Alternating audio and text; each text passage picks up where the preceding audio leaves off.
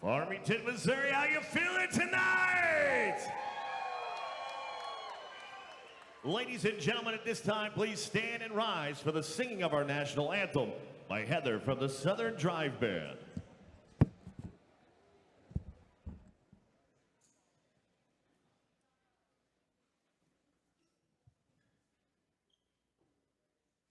Oh, say can you see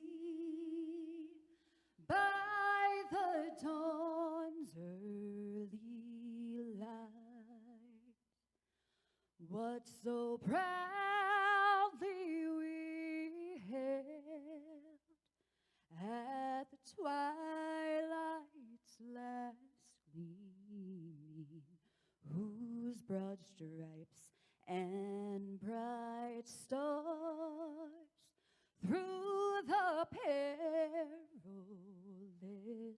fight o'er the ramparts we watched were so gallantly streaming, and the rockets' red glare, the bombs bursting in air, gave proof through the night that our flag was still there.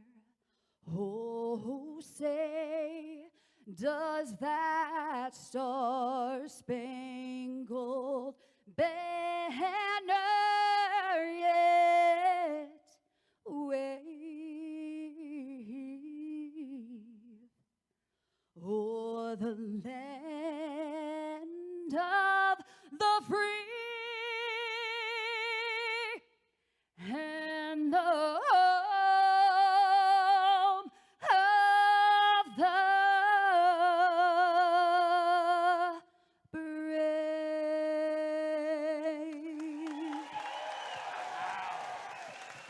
Heather from Southern Drive Band, well done. Ladies and gentlemen, NFA 7 starts now.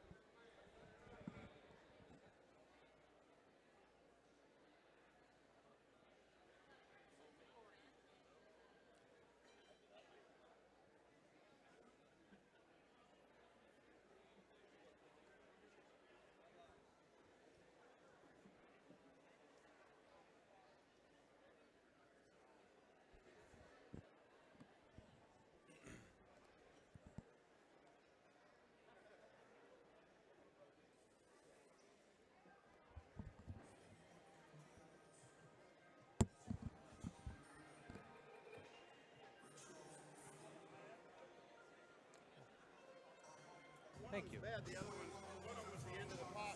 You like cream or sugar? That's good. Thank you,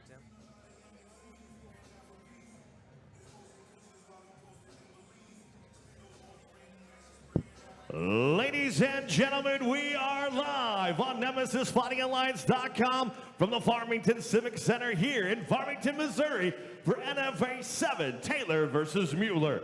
Tonight's event is brought to you in part by Domino's Pizza, the Bullpen Sports Bar, and JC's AC. Tonight's bouts are sanctioned by the Missouri Office of Athletics, overseen tonight by Executive Director Tim Lukanoff. Your judges, Kate Side tonight, Rob Francis, Derek Stacy, and Jason Carr. Your referees in charge of the action once we begin, Dwayne Bess and Zach Tybris. Your timekeeper tonight is Keith Bell, and your cage side physician is Dr. Melvin Macklin II. Ladies and gentlemen, it is now time to kick off NFA 7. Please welcome, making his way to the blue corner, Andrew Young. First fighter to walk out this evening, Andrew Young. We're here for Nemesis Fighting Alliance 7 at Farmington Civic Center. First fight will stream free on Facebook. You can go to nemesisfightingalliance.com, click on pay-per-view to purchase the rest of the card. Tonight, I will be commentating the first few myself. We'll be joined later by Dakota Bush, who will be cornering a couple fighters this evening. And then this card is also And now his opponent making his way to the red corner, Ryan Navarro. Ryan Navarro makes his way out here. He's going to be from Smith Pit. Continuing on with my intro here, our main event tonight will be Garrett Mueller versus Jamise Taylor. This card's got a lot of young and upcoming talent, a lot of debuts, a lot of people from the area of Farmington. This first fight here we got Ryan Navarro. He's out of the Smith Pit. Striker, 0-1 MMA, but a K1 debut. Trains with Dakota Bush and Jake Collier. Two UFC fighters, both very good guys to have in your gym for sure. He will be taking on Andrew Young, who is out of Parabellum. He's got some MMA striking style is what he claims to have. And he's 0-1 in his debut in MMA, but wants to test himself and stand up here.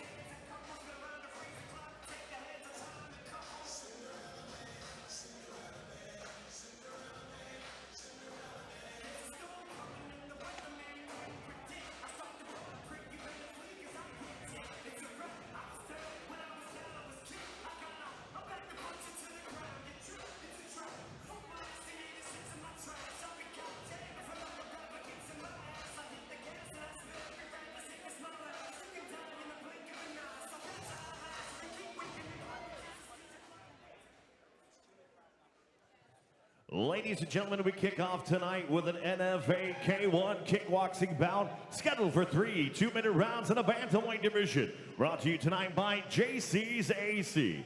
And now, introducing first, fighting out of the blue corner. This mixed martial artist stands 5'6", weighed in 134.8 pounds. Tonight he is making his amateur debut, representing Parabellum and fighting out of Lebanon, Missouri, Andrew the Viking Young. His opponent across the NFA cage, fighting out of the red corner, is a freestyle kickboxer standing 6 foot tall, weighed in 135 pounds. Tonight he's making his amateur debut, representing the Smith Pit and fighting out of Cuba, Missouri, Ryan El Patron Navarro. Your referee in charge of the action, the Dwayne Bess. Andrew Young and Ryan Navarro kicking off NFA 7 here in Farmington Civic Center.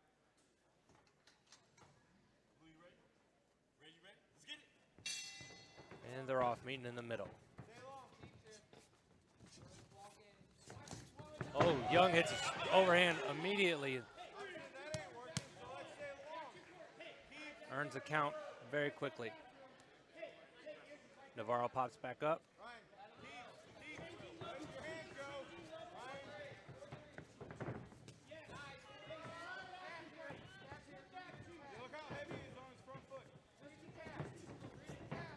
Young's trying to pin him up against the cage here, trying to see if he can land another right. Good kick by Navarro. Just trading in the pocket there. Starting to settle in a bit. Good calf kick there by Navarro.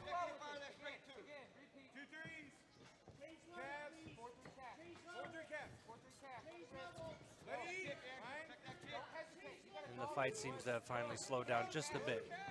The initial energy's down. Good kick there by Young. Closing. Navarro's having none of it. Bunch of hooks there as he gets out. There they are in the phone booth all over again. Referee splits them up.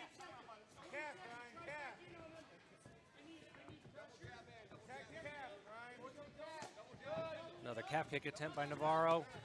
Lead hook on the way in. Another clinch. Another break.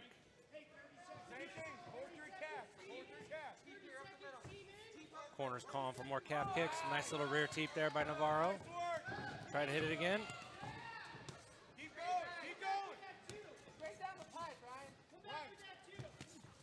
Oh, good left hook there by Young.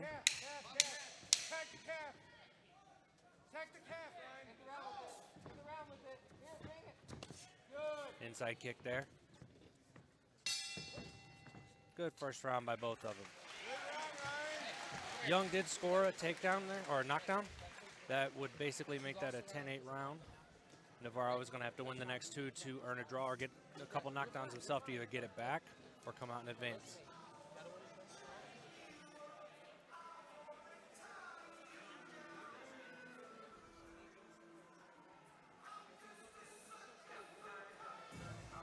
Dakota Bush, who will be joining me later, is cornering Navarro now.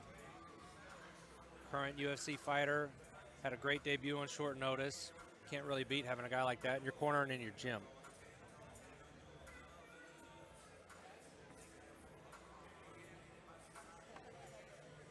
The rest of the round remained competitive, but the first round would have to go to Young because of the knockdown.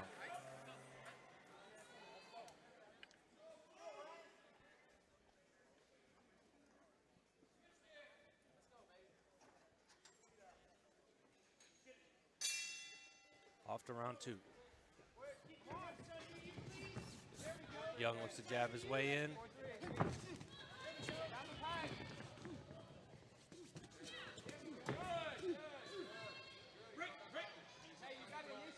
Another clean break. Another teep attempt, and these guys are just throwing. Ryan, he's just trying to hold you against the fence. Get out of there. Pressure forward here. Keep coming forward. Forward, Ryan. Navarro with a solid jab there, looking to back him up. Oh, good clean 1-2.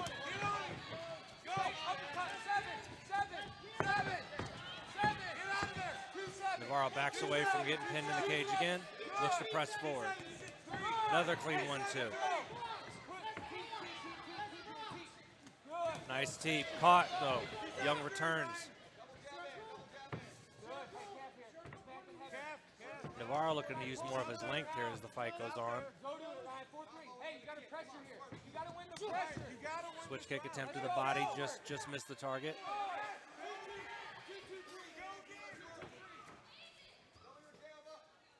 Another clinch out in the open here.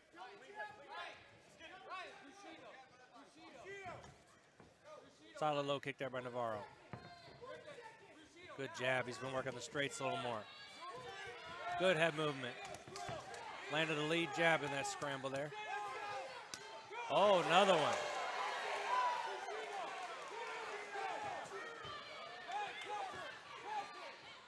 The jab and the left hook for Navarro really seems to be finding a home here in the second round. Young is really just looking, trying to get inside, negate that reach, that length.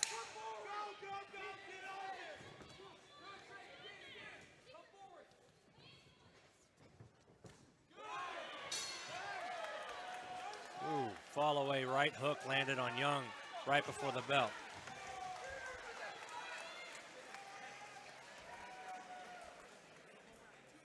Solid opening 2 rounds for this first fight on Nemesis 7. Looking to purchase the entire pay-per-view card, you can go to nemesisfightingalliance.com, click on pay-per-view.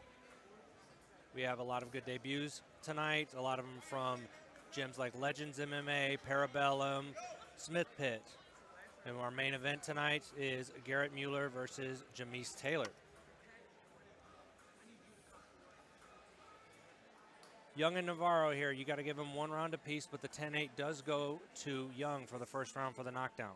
Navarro will need to win this to get a draw or earn his own knockdown. He was landing a little bit more cleanly in that round, and Young was eating some hooks and some straights, but would not buckle. Let's go.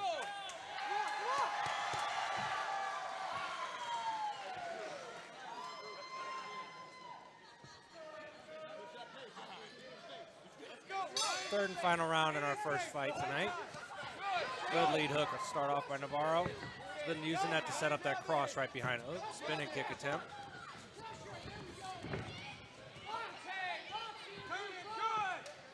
Nice switch on the wall for Navarro. Followed by a break. Another teep attempt. Calf kick lands. Another hook lands by Navarro. But Young is coming forward. He's trying to bring the fight.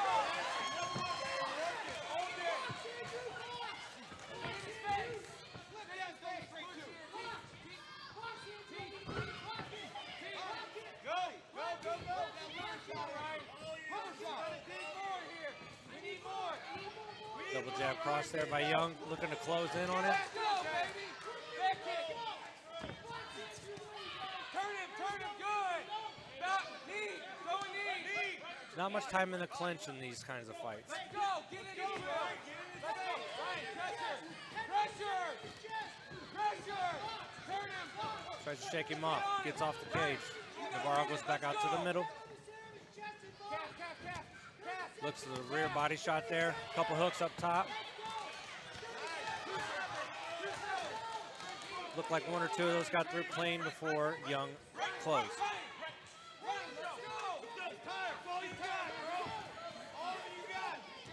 Oh, some uppercuts.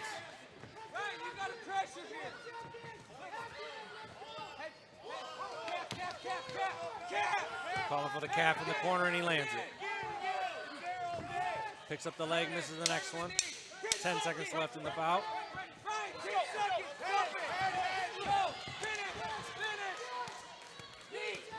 Oh, knee landed by Young. Good first fight by these two guys. How about that to kick off tonight? Farmington, make some noise!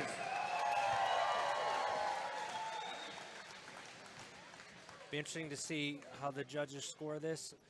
On paper, it would look like Andrew Young got the 10-8 in the first round and Navarro won the other two. So should come out to what would be a draw, but you never know.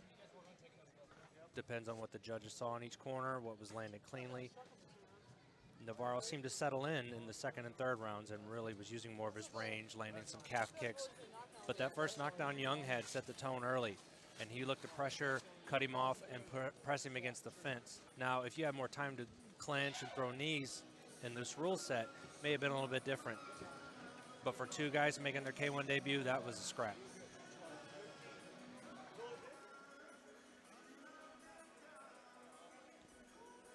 Once again, Andrew Young comes out of Parabellum, that's who he's representing, and Ryan Navarro out of the Smith pit.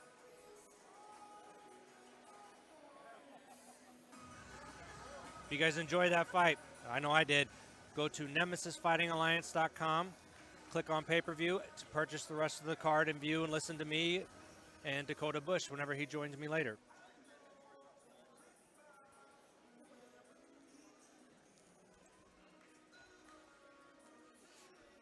Getting the scorecards together here.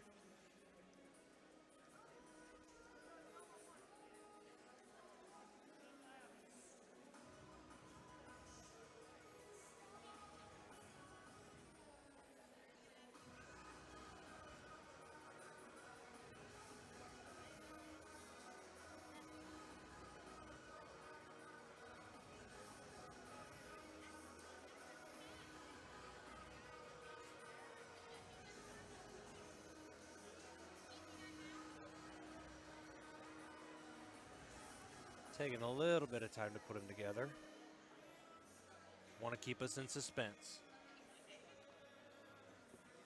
Mike Kendall now will... Ladies and gentlemen, after 3 rounds of kickboxing, we go to the judges' scorecards, and they scored the bout 29-27, 29-27, and 28-28. And your winner by majority decision, out of the blue corner, Andrew the Viking Young. Andrew Young picks up the win tonight. Good scrappy fight for both of these guys in their K1 debuts. Navarro looked really sharp as well. That first knockdown early on, that's what cost him. Gained lots of experience, though. I thought he looked very sharp for a debut guy. Landing good old calf kicks. Jab, lead, hook were landing, so were the rights, but Andrew Young brought the pressure forward, and that was enough for the judges along with that knockdown. Great first fight. Once again, go to nemesisfightingalliance.com and click on the pay-per-view to purchase the rest of the card.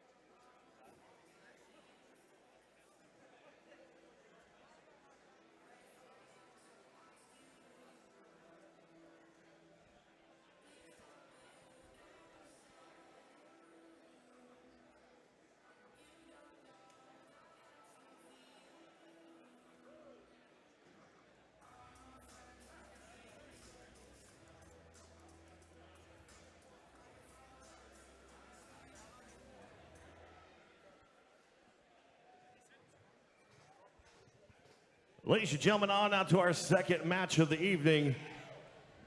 In a youth grappling match, please welcome, making her way to the blue corner, Cash Crocker.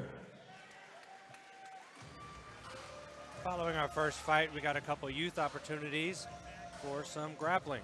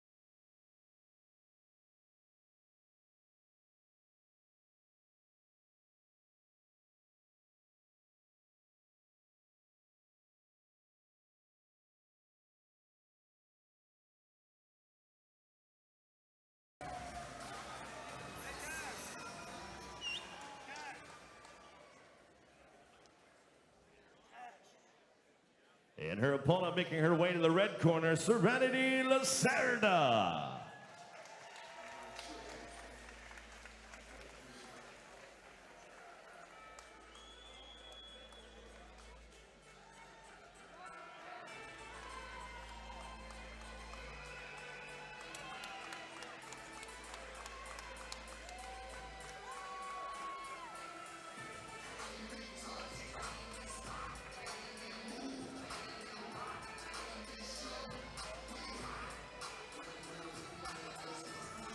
Serenity looks to be coming out of Victory Martial Arts.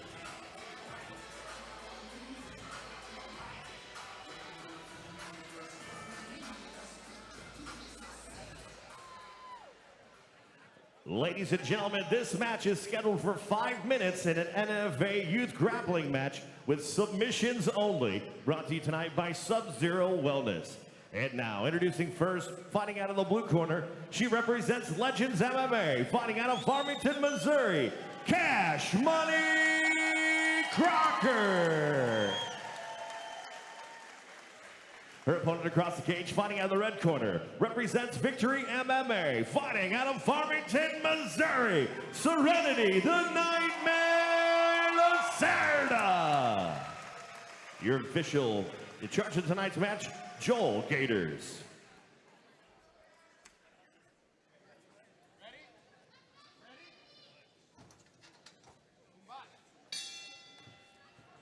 And we're off in this youth grappling match. Go for grips, takedown sprawls on it. Serenity ends up on top.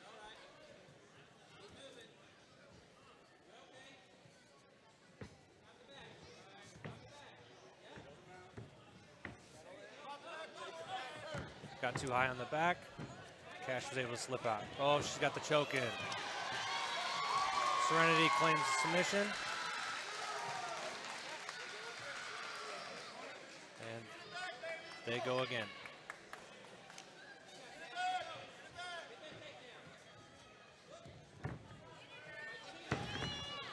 Serenity with another head and arm throw. Moves to the mount.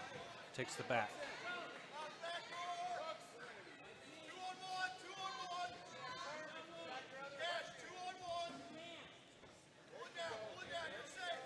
Got both hooks in. Cash defends the choke initially.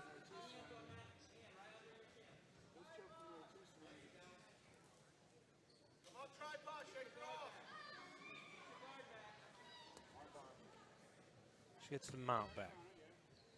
Tries to roll over. Possibly gives up the arm. Oh, there goes Serenity with the arm bar.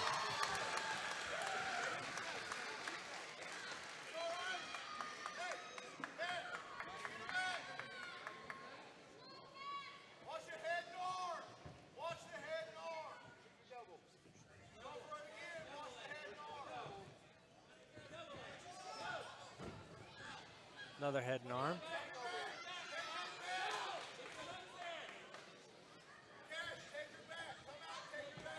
Serenity steps over, gets on the back again.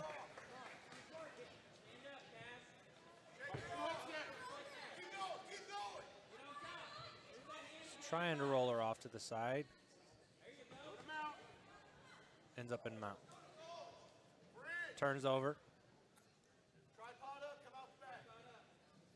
And Serenity ends up on her back again. Good back control by Serenity. Another choke.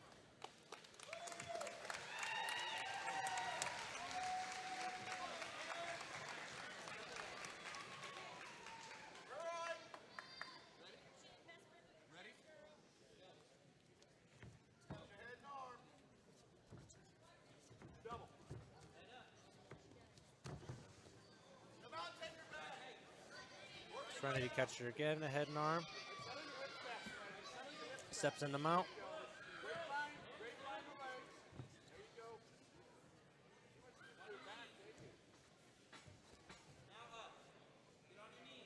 Those feet cross hide on your back make it so hard to sneak out.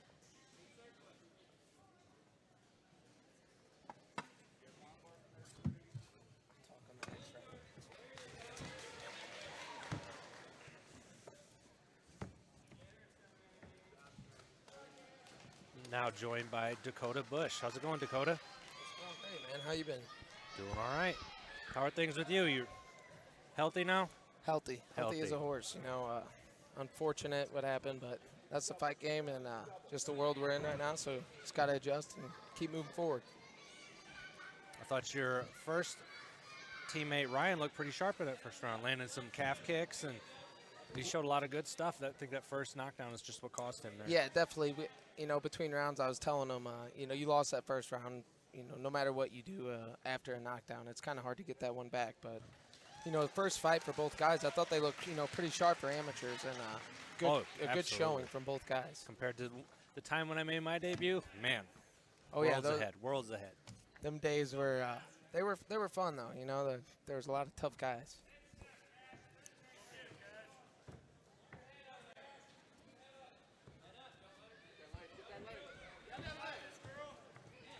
Single leg attempt there by Serenity, ends up on top.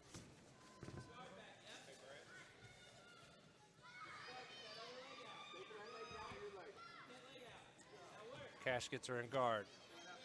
It's amazing, you know, seeing kids at this level, you know, this age, and understanding positions in jiu-jitsu.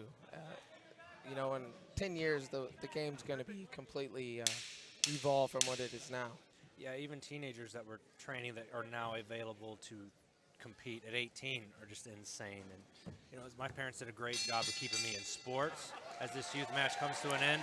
And they did what they could, but it wasn't available like it is now for these kids. And these kids that can do it now, I mean, the confidence they're going to have even going to school and not dealing with bullies and everything else is just going to be great.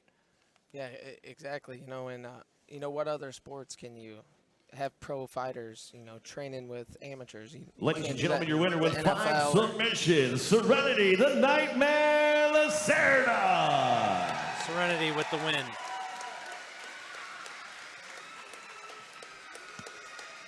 She had pretty good back control, and she could keep it and get chokes, and pretty impressive.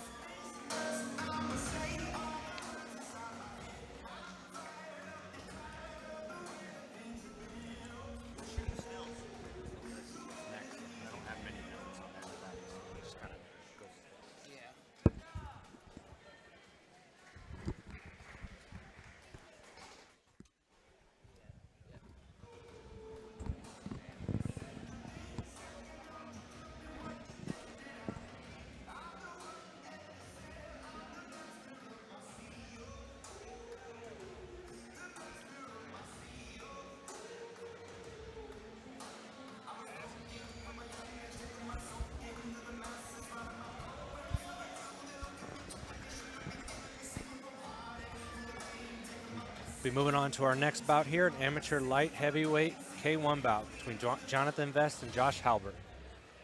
Ladies and gentlemen, on now to our third match of the evening. Please welcome, making his way in the one corner, John Vest. John Vest comes to us out of Legends MMA. It's his debut. Trains with Joe Warden down there at, like I said, Legends MMA. He says his keys to victory tonight will be his cardio, his skill, and his heart. Yeah, all these guys coming out of Legends and Wardens, you know, they're all going to be tough guys. You know, it's a great gym with, you know, all these guys are tough, gritty, grimy, so it should be a good, exciting fight. Yeah, and heart can do a lot for you, especially in your debut, because from my experience, my debut in the back, it was nerve-wracking. You just got to kind of reach deep and know, like, especially in your hometown or the area here, if you got friends and family in here, there's two mindsets of just going to have fun, and then it's like, this is a tall mountain to climb, but I'm going to go do it. Exactly. And like you said, at best, your first fight, you're in the back questioning why you're even doing this. You know, it's a lot of things that play into the fight, you know, that people don't see, and it's definitely strenuous on your mental game. If you can stay strong in the back with that, it's a confidence boost for sure. Well, and that's the one thing in the debut that is hard to do. You can read all the books, listen to everybody. It's the experience you gain from making these first few walks that gives you that ability to know, I'm trained enough, I've done enough, what did I need to work on, what did I learn? These debut ones are very And now tough. the opponent making his way to the red corner, Josh Halbert. Josh Halbert, another debut coming out of Victory MMA. His style is mixed. Says his key to victory tonight is pressure, timing, and power. And as we were talking about earlier with debuts, these guys learning a lot in the gym. A lot of the guys that come out now in debut are so much tougher than what they did skill-wise, because the training has upgraded, the room is upgraded. They got, like guys in your gym, they got you and Jake. I mean, what more experience could they have? You guys have experience at the highest level here. Yeah, this game is wild in so many aspects, and you know, cage time, ring time is the most valuable thing you can learn as far as yourself as a fighter, and I'm excited for this one. I think it's a little, you know, hometown rivalry. I think both of these gyms are out of this area, so should be a pretty cool fight here between it's K1, I believe, right? Yeah. So Most of the gyms down here, are they friendly rivalries, or a little more than that sometimes? I know Legends is newer as far as the name, but they've been around. You know, Alex White came out of there, and as far as friendly, I'm not too sure. It's a fight, so I hope not. Ladies and gentlemen, this bout is scheduled for 3 2-minute rounds in an NFA light heavyweight kickboxing bout, brought to you tonight by Bullpen Sports Bar, the official after party of Nemesis Fighting Alliance 7. And now, ladies and gentlemen, introducing first, fighting out of the blue corner. This American kickboxer stands 5'7", weight in 154.8 pounds. Tonight, he's making his amateur debut, representing Legends MMA and fighting out of Park Hills, Missouri, John Vest. His opponent across the cage, fighting out of the red corner, is a Muay Thai kickboxer standing 5'11", weight in 190.6 pounds. Tonight, he is also making his amateur debut, representing Victory MMA and fighting out of Caledonia, Missouri, Josh Halbert. Your referee is the Dwayne Best. John Vest in the blue and Josh Halbert in the red.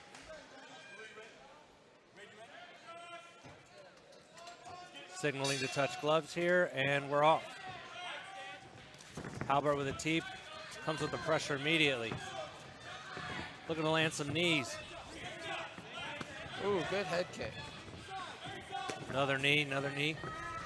He's just stalking him right now. Halbert's heavy on the pressure here early.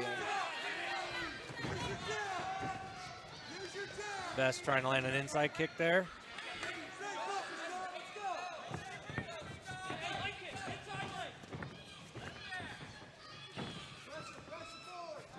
Be interesting to see if Vest can outlast this initial burst when this energy level, like when they first start, kind of settles down, and how he can settle in, maybe get some returns back. Yeah, you might see a little adrenaline dump here. He's coming out super heavy, and he's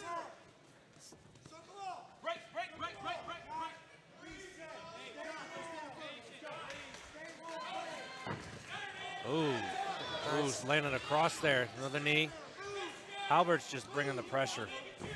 Oh, good head kick. Dirty boxing with some uppercuts. Oh, he's down. He falls into the cage.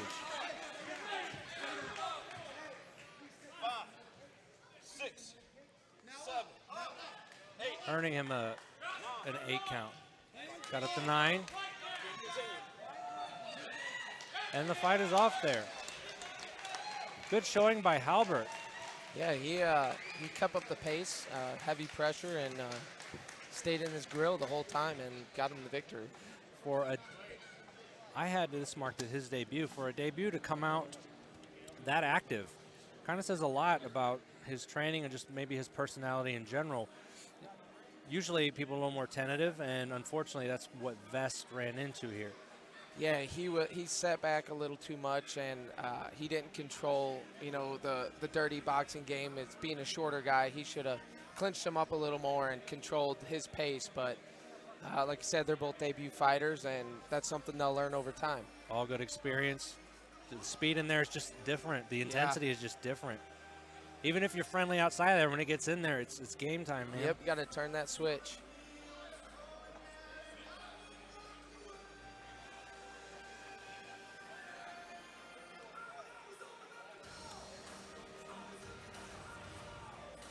The good thing is now these guys can train in these different aspects and get experience in kickboxing and then in grappling and then put it all together. That didn't used to be the case.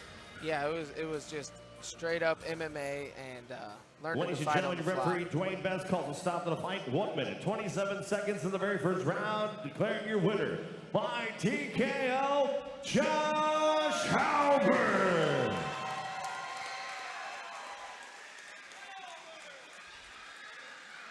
Nice debut victory there by Josh Halbert. Good pressure, good knees. He was throwing volume too, especially for a debut guy. And he didn't get winded. If Vest could have outlasted that and maybe got to another round, you never know what sitting on that stool and getting up and catching your breath may do for that next round. Yeah, exactly. He had a great pace, and for, like you said, an amateur debut, that's impressive.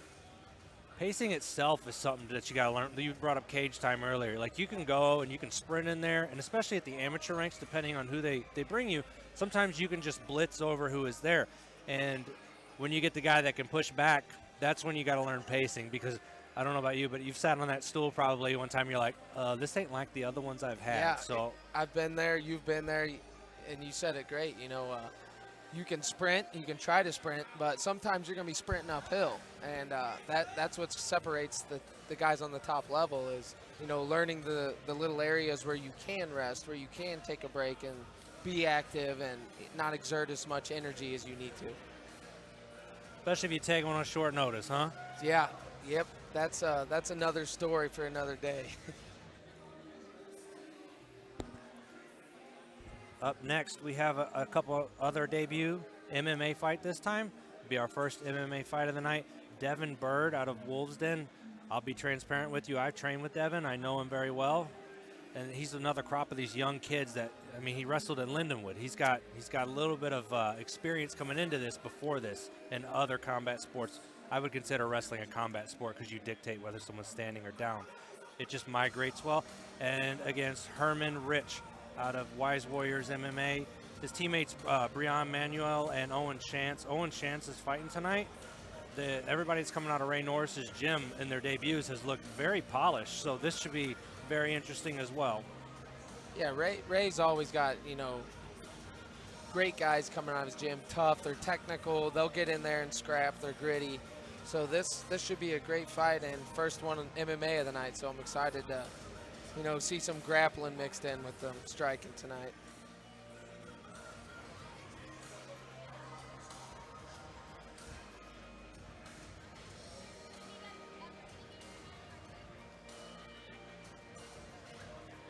Devin was supposed to make his debut 2 weeks ago in Iowa.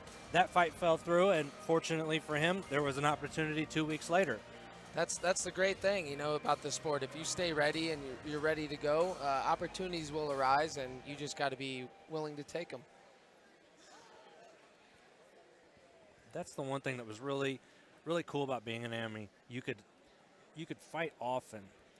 Getting paid for it as a pro is great, and everybody always says, I can't wait to use elbows. Well, the other guy can use them too. Yeah. It's not just you. So being able to fight frequently like that, especially when you're younger, was fun. It was quite a ride, and now you get into contracts, and this other guy is, very polished as well.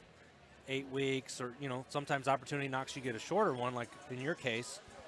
And Don't forget, ladies and gentlemen, upon the completion of tonight's event, the official after party is at Bullpen Sports Bar. If someone And stays if you guys ready, are thirsty, there's a lovely bar back here, some lovely staff waiting to serve you guys up. There's not even a line, so if you're thirsty, go ahead and grab something to drink.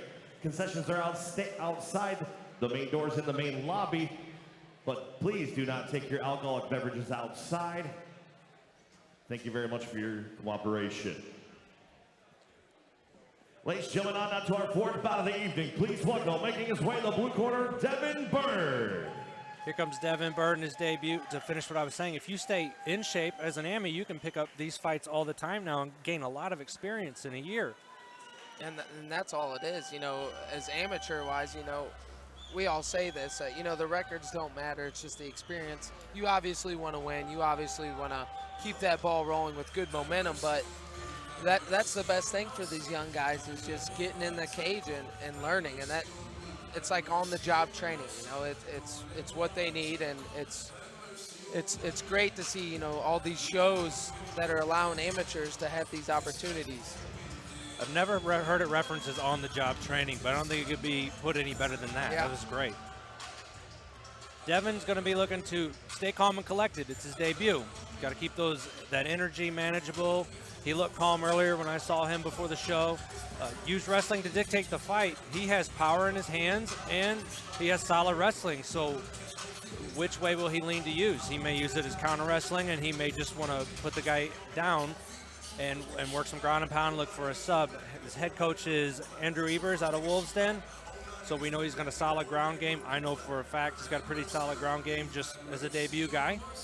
So I'm interested to see what Devin can bring here in his debut. Yeah, and as a wrestler, you have that tool in your pocket.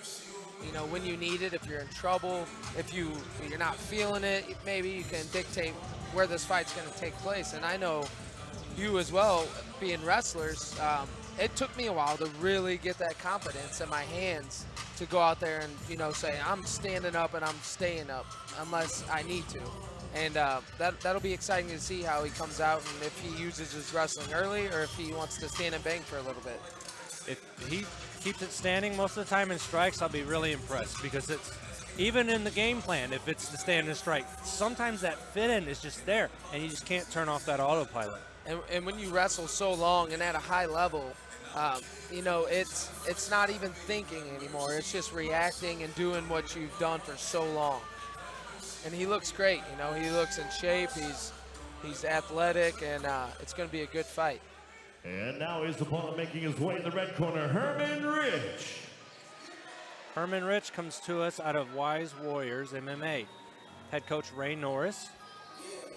Style of fighting, he says he's a freestyle fighter. He's also making his debut. His training partner, Owen Shantz, will be fighting later tonight. Won his debut for NFA it was in the summer.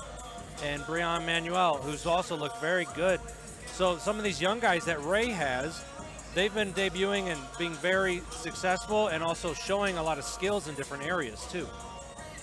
And that says a lot for guys coming in early and picking up them, those debut wins and keeping that momentum. Winning's contagious, so if he can keep the ball rolling and, have the same outcomes as his prior teammates, then we should have ourselves a good scrap here.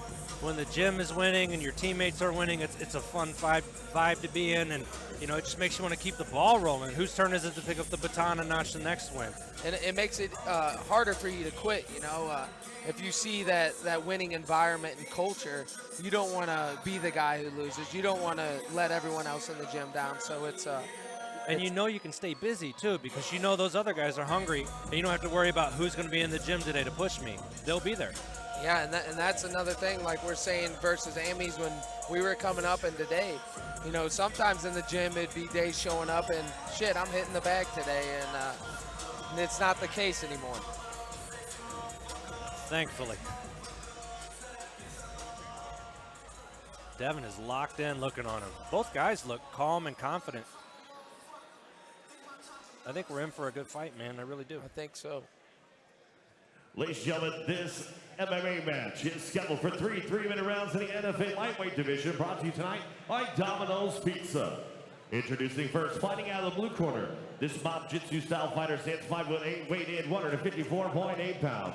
Tonight he's making his amateur debut, representing Wolf's Den and fighting out of St. Louis, Missouri, Devin Bird. His opponent across the cage, fighting out the red corner is a freestyle fighter standing 5'10", weighed in 155 pounds. Tonight he's also making his amateur debut, representing Wise Warriors MMA and fighting out of St. Louis, Missouri, Herman Ridge. Your referee in charge of the action, Zach Tybers. Devin looks like he's in the zone. And Rich looks loose and fluid. He doesn't look tight. Here we go. No Touch of gloves. Both guys look like they're very loose. Here goes Devin looking to clinch early. Fit in. Oh, in the pocket, throw it. Devin needs to close the distance here. And He keeps trying to go to the body lock. Oh, he got the takes his back. Big lift. There he goes. He's got the one hook in. Fishing for the second here. On the back. Oh, falls off. Interesting to see if he'll play the game here, if he'll let him back up.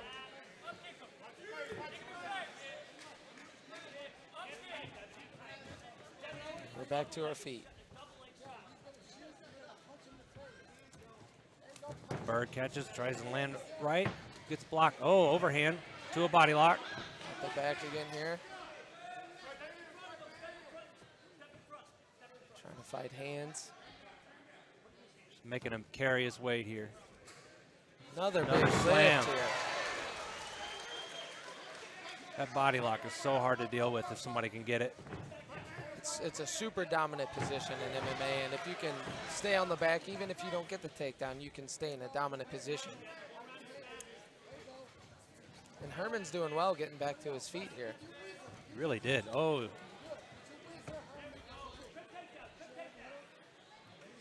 Fishing for double unders here.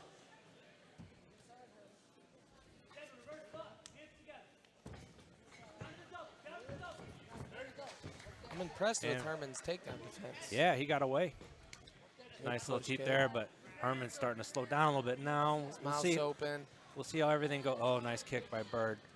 The initial energy is out, so now he's returning with his own teep.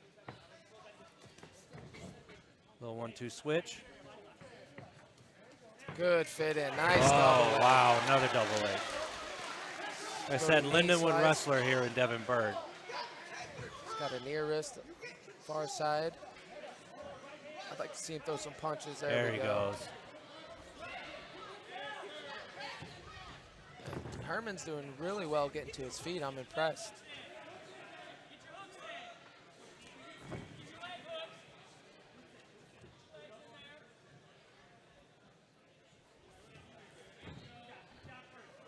Devin Bird trying to get his hook in.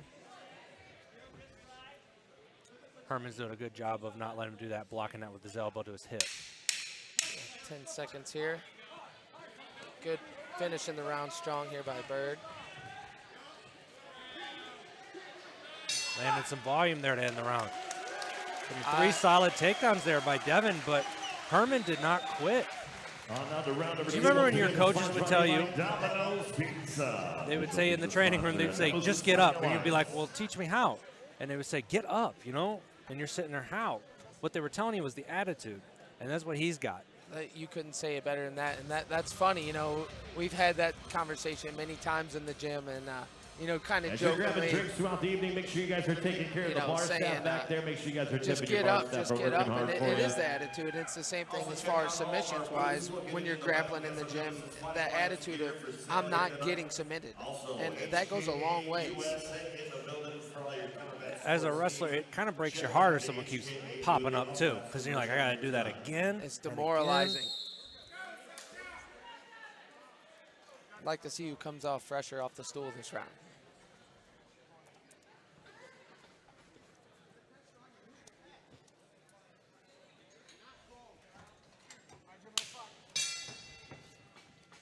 Another touch, we're off. Good Jab to the body by Devin. Good fit in. Nice. Another solid takedown. He's in a little more dominant position on top here. He might be able to control a little longer, sitting in half guard.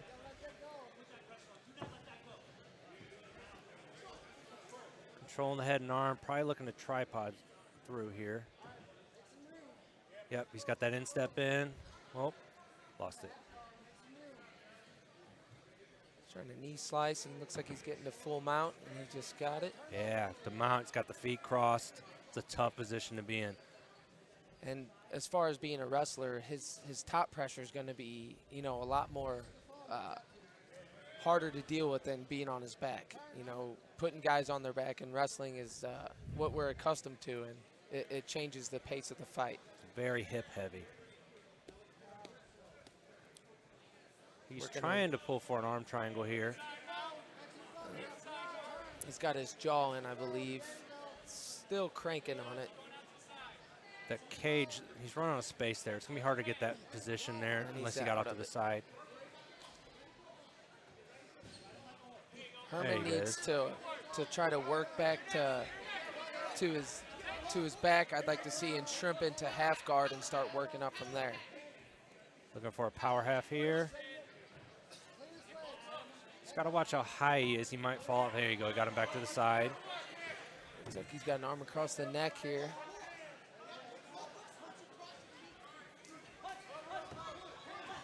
Good, Swinging heavy away now. punches. Oh, those are heavy shots.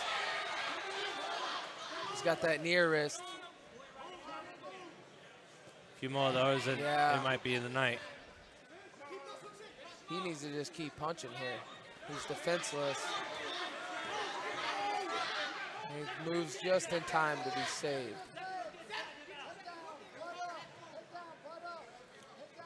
Got both hooks in now. Needs to push that, there we go, push that knee through and really get him elevated there.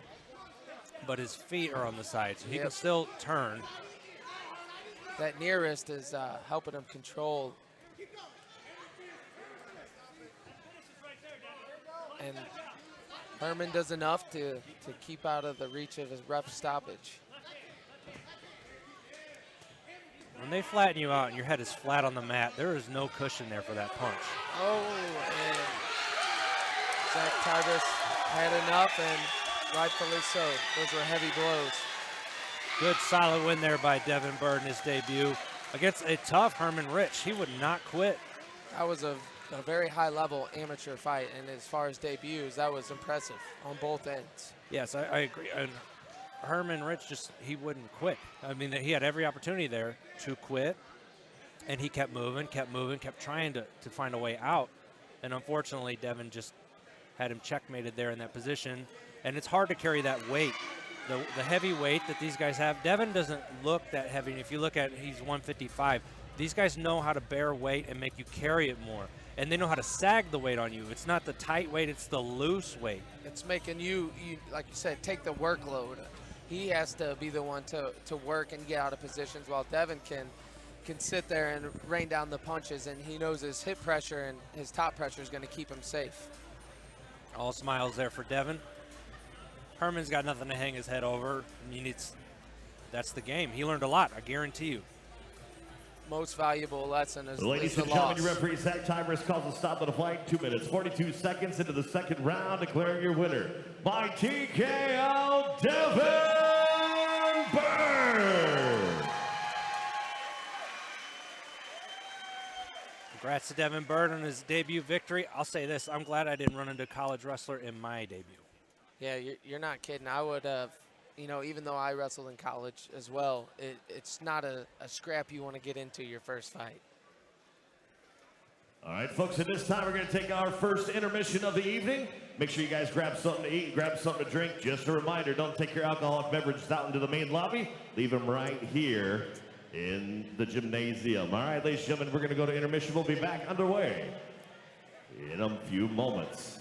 And we will be back with you after the intermission. So I got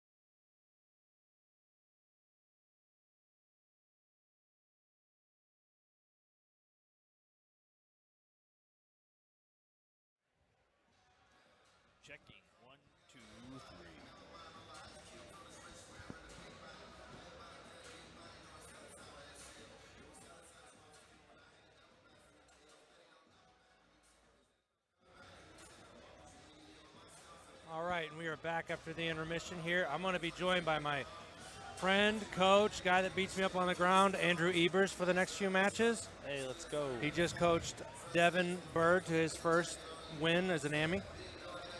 So from here, we're going to go to a grappling match with Nathan Biggs and Stephen Crane. Nathan Biggs took this on short notice. It was originally supposed to be a bout.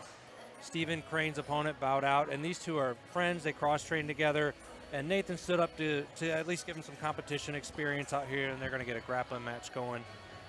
Then after that, we will have a amateur middleweight bout between Dominic Holyfield and Owen Shantz. We will be moving into Matthew Boogstad and Jacob Hiley, 2 debuts at lightweight. And then we will be going to Ray Hayes Joel taking Gators, please report on Wally stateside. Herndon. Joel Gators, please report stateside. Wally Herndon's taking this on short notice. So once again, we got more young debut guys coming. Andrew Ebers goes by Mop. All his fighters say they're Mop Jitsu fighters, so I will reference him as Mop. Mop, when you see somebody like a Devin Bird or like an Owen Shantz that's 1-0, when you see a debut guy, what are you hoping to see out of them when they come out? Composure, you know, being able to overcome bad stuff like adversity. As you can see, Devin kind of got swarmed there in the beginning. I think it's really important for a debut fighter to learn how to deal with that right away. Oftentimes, when guys start out, they're a little shaky. They get hit in the face, and they kind of cave. So that's what I like to see the most out of a guy on their first or second fight when they're starting. And we can simulate only so much of that in the training room. We can put them in the fire, but it's the nerves, it's the crowd. Honestly, for like Devin, going to Farmington is perfect because you're away from home, basically. I mean, you're an hour and a half, so you're not too far away. But like if you were to go in front of St. Charles, when you wrestled at Lindenwood and it's just right down the street, it's a little bit different. Yeah, and just the nerves from getting hit. You know, you could tell that he hadn't been hit like that probably because, you know, in the gym, we generally aren't swarming guys like that and trying to land big shots and knock them out right away. So, you know, that can be a little shocking at first when you get hit like that. But, you know, he overcame it really well and showed his college wrestling pedigree and his jiu-jitsu pedigree as well. He won state this year also, so we're very high up on him at the Wolves Den. Very, very high up on him. State's pretty good. Yeah. So Herman Rich, I mean, talk about, you know, just running into a wrestler in your first match. I thought he looked pretty fluid, pretty good, pretty tough. Very he loose. Wouldn't quit. Yeah. Very loose. Like, it did not look like his first fight. I know he had a couple boxing matches, and you could tell that he was very comfortable in there, ready to go. Gave us a scary first, like, 30 seconds, that's for sure. And just would not accept the bottom in the beginning. You know, that's really important, I think, for someone who's more striking-based is, you know, tenacity and popping back up to their feet over and over again. That speed out the gate, especially if someone's coming in throwing those hooks, is just different to see when, you know, the lights are on you and you know they're coming with bad intentions. Whereas in the gym, we catch each other. You good? Okay, cool. Yeah, he didn't stop to ask if he was good. No, not at all. No, probably wouldn't be a good idea. We're here waiting on the official for the grappling match before we pick back up and get going here. Joel out here embarrassing my name again, being late. Where you at, Joel? Where you at? Do I need to go ref this match? Joel Gators, please report stateside. Joel Gators. I'll go ref this match and commentate at the same time if they need me to. Joel's probably in the bathroom. That's where Joel always is. I'm going to call him.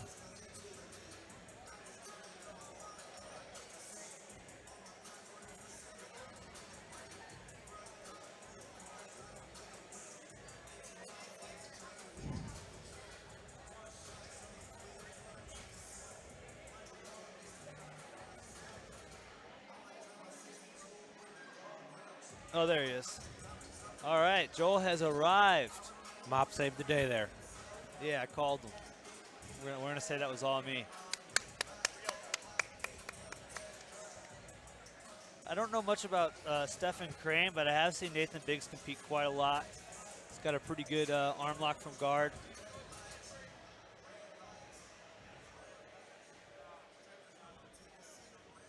All right, Farmington, Missouri, here we go. Please welcome, making his way to the blue corner, Nathan Biggs.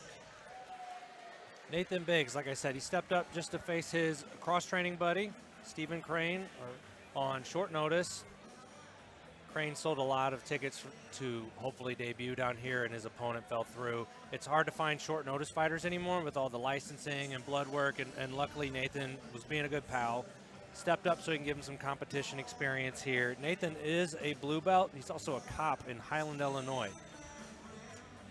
Yeah, all those new restrictions definitely made it really hard to find some opponents, but the quality of competition over the last couple of years in And now Missouri his has gone opponent way up making his because way of to the it. red corner, Steve Crane. Hey, here we go. I'll agree with that. It just kind of makes it hard to sell tickets sometimes because you just hope someone shows up. Yeah. The contracts have helped, but you know, every now and then you just can't prevent injuries and you know, just the random stuff that happens. No, you can't. I know that better than most. Here we go. Stephen Crane. Stephen Crane? Or Stephen? Stephen. I'm going to call you Stephen.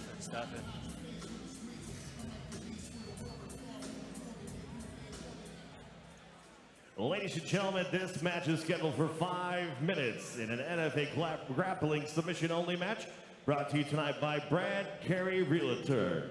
Introducing first, fighting out of the blue corner. He represents Fathom Jiu-Jitsu and fights out of Highland, Illinois. Nathan, the American Dream Biggs.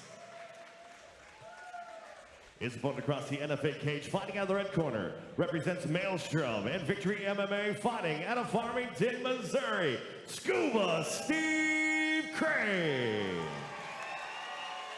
Your official is Joel Gators. Scuba Steve, what a nickname.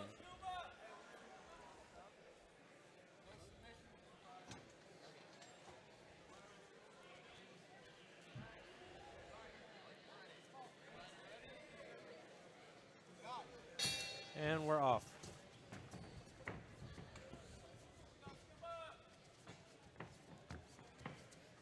Oh, pulls guard. A lot of times in submission only, it can be, you know, a better idea to pull guard. Takedowns don't really count for anything, and it's better to get into a nice tight position like you can see. Oh, yep, went right over the shoulder. Double straight arm bar.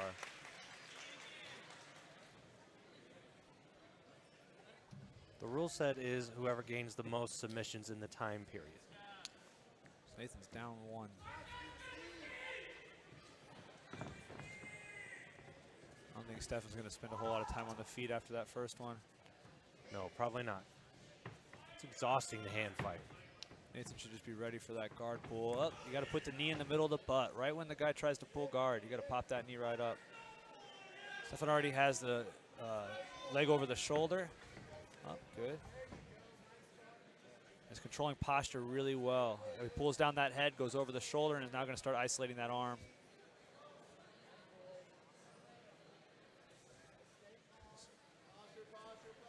Going for a version of mission control here. Go for an omoplata or a triangle, seems like.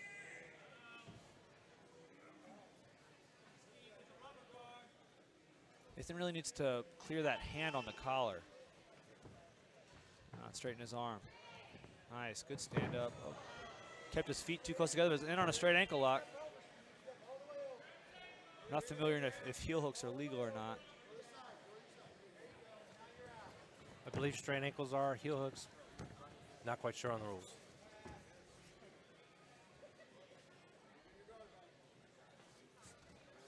Nice, back to close guard. Nathan's really got to work being down one.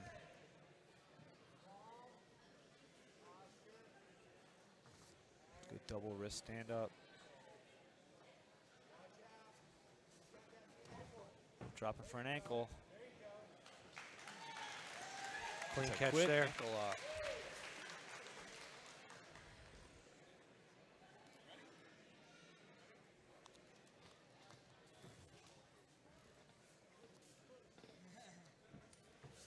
I imagine Stefan's gonna pull guard again.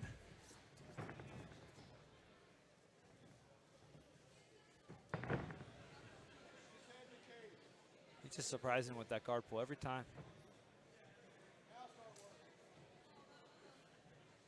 He's got him pinned up against the cage here, which can make it harder to pull off some submissions. Oh, there's a beautiful triangle set up. Nathan needs to posture up. And that looks tight. Control his head. Oh, nothing yet. And then a straight arm lock. Beautiful grappling display so far by Stephen Crane. Yeah, he's pretty fluid, knows how to use his guard, tie you up. That's tough to deal with. Yes. Nathan just needs to stop the pull. He needs to get ahead of it by coming down with him and popping that knee up. Immediately going for his passes. Oh, it looks like, oh, there we go, guillotine. Needs to make sure his left leg goes over the back. There we go, that's tight. Oh. Using good defense. I think he's gonna get out of this one. He needs to drive forward, not try to yank his head out. Oh, there we go. Ate my words.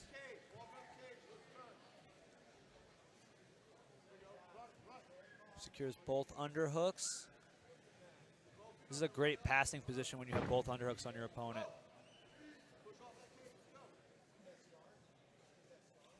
Just to control the head. Nice knee on belly. Start isolating that arm. Beautiful transition to the arm lock.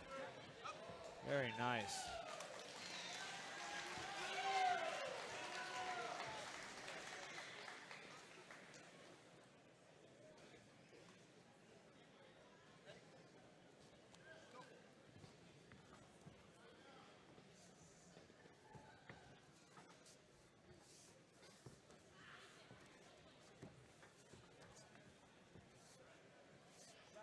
Happy we're getting to see a little more wrestling here at the end. Oh, on the guillotine. He's got to pressure forward. Oh, he's in half guard now. Very nice. Stephen Crane with some beautiful submissions. Looked pretty fluid, had some good transitions there. Tough kid.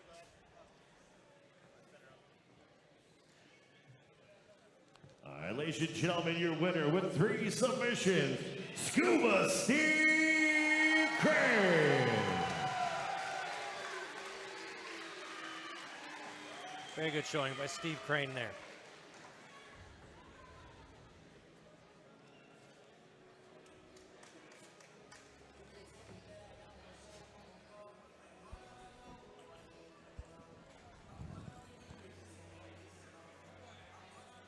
And I just decided to take a back seat there while Mop commentated that. I've heard him coach firsthand, and just the positions and the way he can bring down the details is much better than me. Next, we got an amateur middleweight bout between two 1-0 fighters. Dominic Holyfield and Owen Shantz. Shantz. I'm glad you said that so I don't mess it up. I originally did as well, but in his paperwork it told me exactly how to say it, because I used to say Shantz. It's Shantz. Everybody calls me Ebers when I go in, and it's a hard E. I need to write that down next time.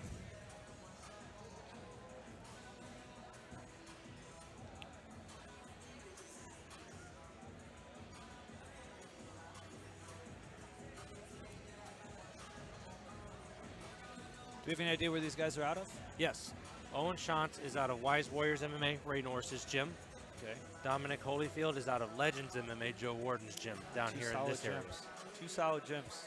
A lot of respect for both those gyms. Farmington, Missouri, you guys ready for some more MMA?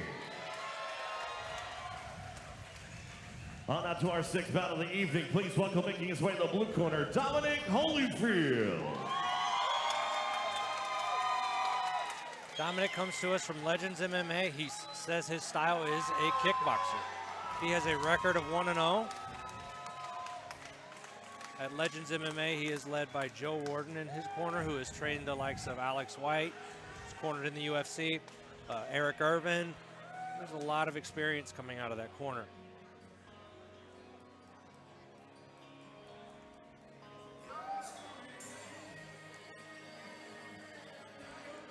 These guys usually have a very gritty style.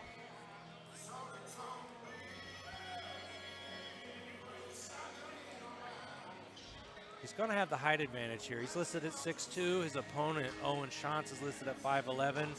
So He didn't fill out his keys to victory, but I imagine it's to keep the distance, use his length, use his height to his advantage, because Owen kind of looks for the takedowns and looks to kind of bully somebody. And he did in his debut. He won pretty solid.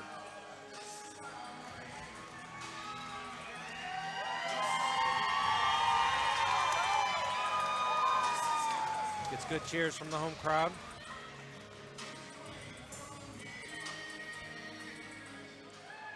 And now his opponent making his way to the red corner, Owen Shantz. Here comes Owen Shantz, a successful debut at NFA. Looked pretty impressive. Ray Norris is head coach out of Wise Warriors MMA. He says his keys to victory tonight are to close the distance with pressure, look for the takedowns when they become available, and make him fight for his life, which is pretty interesting. That last one's always the goal, right? Yeah, yep.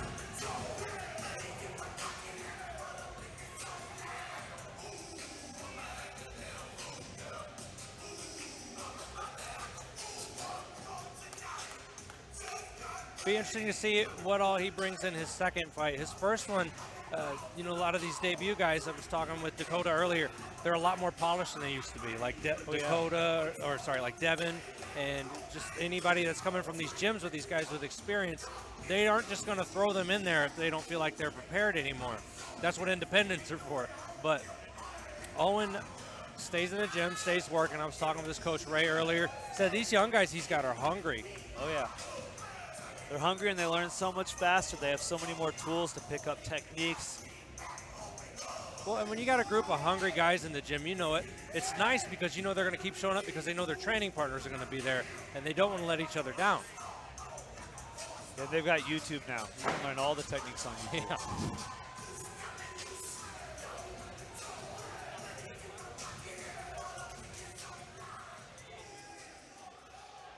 Fight fans, this contest is scheduled for 3 3-minute rounds in the NFA middleweight division, brought to you by HKA USA. Make sure you guys go check out their booth located here tonight.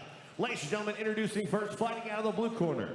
This freestyle fighter stands 6'2", weighing in 193.4 pounds. He holds an amateur record, 1 win, 0 defeats. Representing Legends MMA and fighting out of Farmington, Missouri, Dominic Holyfield. His opponent across the cage, fighting out of the red corner is a freestyle fighter standing 5'11", weighing in 183.8 pounds. He represents Wise Warriors MMA, fighting out of Mount Pulaski, Illinois, Owen, the Demon Shantz. Your referee, D. Dwayne Best. Guys look ready to go. Yeah, I think there's going to be a lot of energy in this one.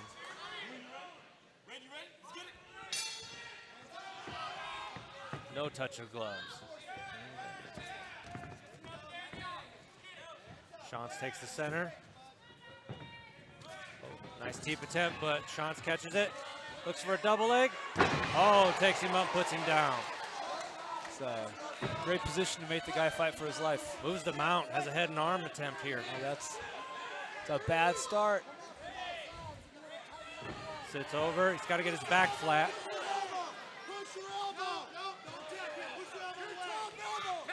Nice. Oh, and it's over. Nice finish. Wow. That was quick. Exactly what he said he wanted to do. Yeah, baby! Close the distance, get the takedown, get the submission.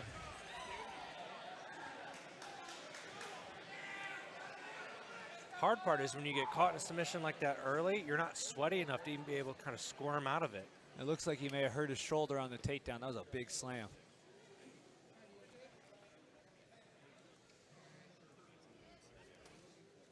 Big slam.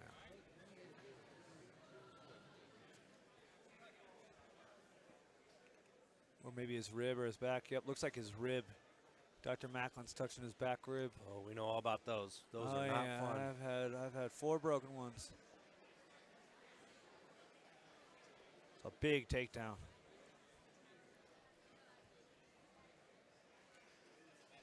Beautiful second fight.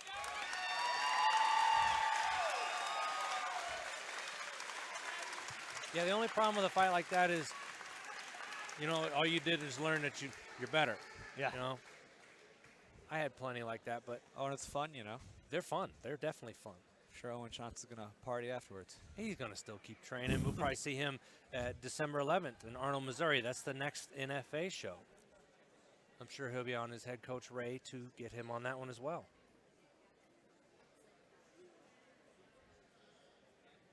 Ray Norris starting to put out some good fighters. That was my first competition. It was a kickboxing match against him in Eureka over 10 years ago. 10 So to years. see him coaching now, it's kind of cool to see what he's churning out. Ladies and gentlemen, your referee, Dwayne Best, called the stop of the fight. Just 35 seconds of the very first round, declaring the winner by tap out into our triangle. Owen, the Demon Shantz. Solid work by Owen Shantz. Closed to the takedown, double leg, drove the shoulder on the takedown, moved him out. I mean, that's just a good sequence there. Took no break. Like, a lot of times people will take breaks, but, like, if the submission's there, boom, go right for it, take the guy off guard.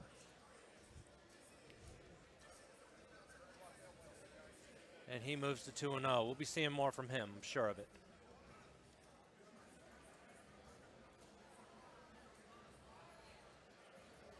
If he does decide to go and have a few drinks tonight, he can go to one of the sponsors of the show, Bullpen Sports Bar and Grill. Oh, man, that's where we're going? That's where he's going. He may go there. I got to spar Sean tomorrow. I'm going home after this. Beautiful part about being injured on the injured list is I don't have to spar Sean.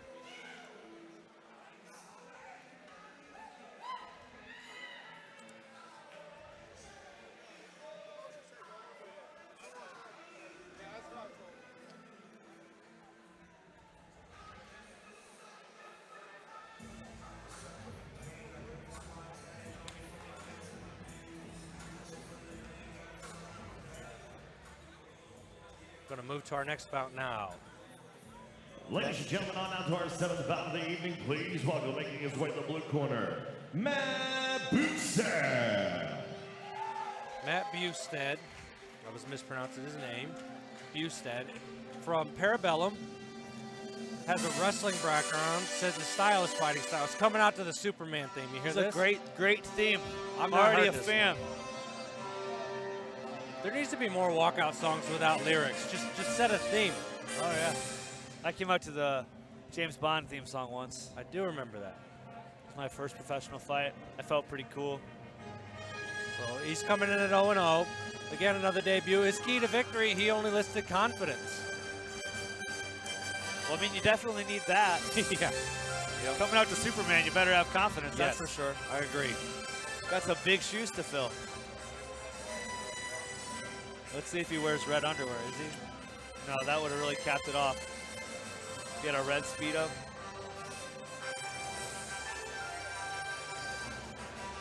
It's kind of a surreal moment when you walk out for your debut and they're rubbing Vaseline on you.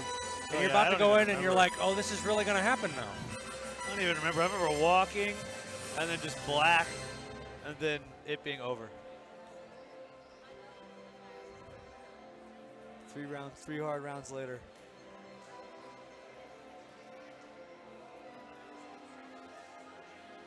And that really didn't go away till like my 3rd or 4th fight.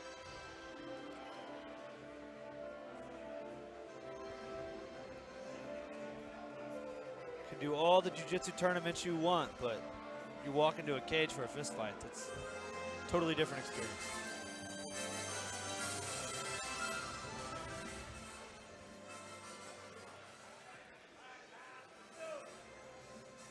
And now his opponent making his way to the red corner, Jacob Hiley. So, Jacob Hiley comes to us out of the Smith Pit. Good, solid group. We know we're familiar with Jake Collier, Dakota Bush. Those guys, you know, they've gotten to the top level, so to have those guys in the room is great. Down over there, they have a small but ready room. They stay really ready, stay in shape. I mean, if you have Dakota and Jake Collier in the room, like, and you're a debut guy, you know you're gonna get a lot of experience there. Those boys know how to push the pace, that's for sure. And they can teach you a lot. His keys to victory are stick to combos, stay calm and relaxed for his debut, and to use heart.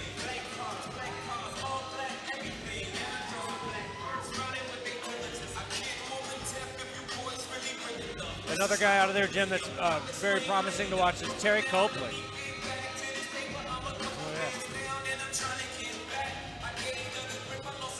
yeah. He's ready. He about walked by the ref.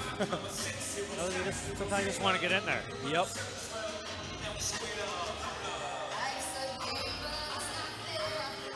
I'm excited for this one.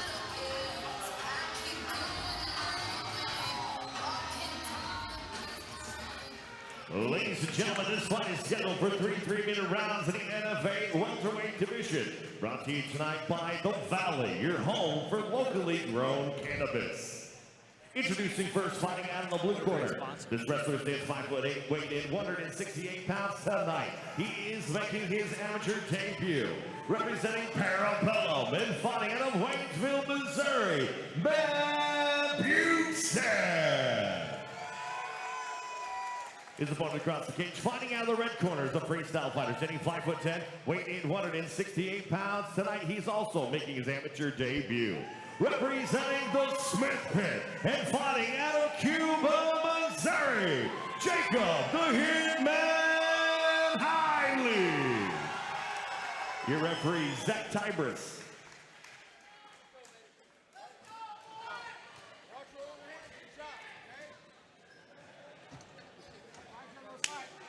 And we're off. Glove touch. Oh, walks right into a 1-2 from Hiley. Straight punches. Nice. Oh, looks for the body lock. Butestead gets him down. He pops back up. Very nice.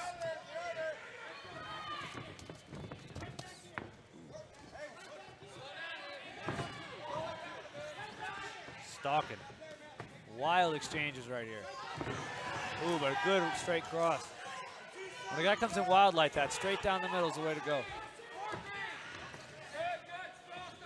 Good cross. Good take on defense there.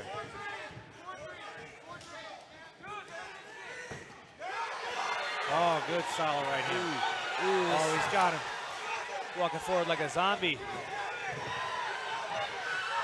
This is close to being over. This is close. He's out on his feet. He's got a chin. Yep. Out on his feet. Impressive. Good stoppage there by the ref. Nice, clean, straight punches for the finish. What a chin, though. Nice job by Hiley. Like you said earlier, not accepting bottom. When he got taken down, he popped right back up, got right back into it, defended the next takedown, landed him on the end, landed a shot on the entry for Butestead, and then he had him rocked. He never quite recovered. You can't come in with just looping punches. You got to throw them straight down the middle, move your head while you do it. Else that jab cross is going to land all day. Another quick finish. Luckily, Butestead seems to be all right.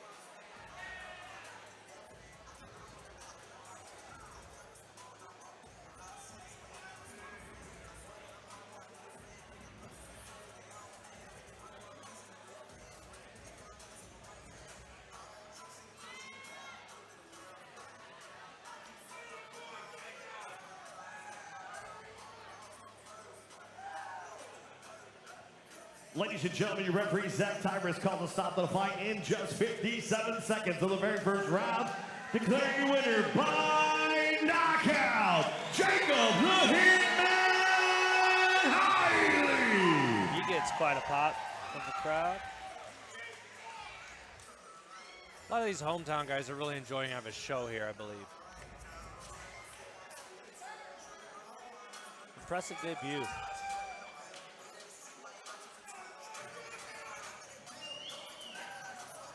Hey, now Jake, hold on a second, don't go nowhere. Now, I told the fighters here tonight, man, do something spectacular, and we're going to be talking here tonight. Wow, that was a striking extravaganza, man.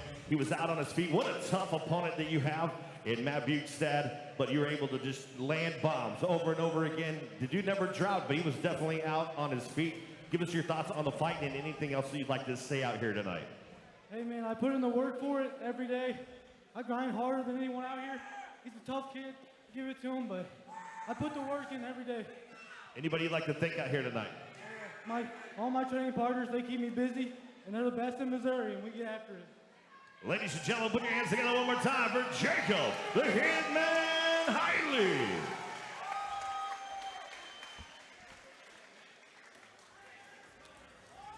Great debut there by Jacob Hiley. Moves to 1-0.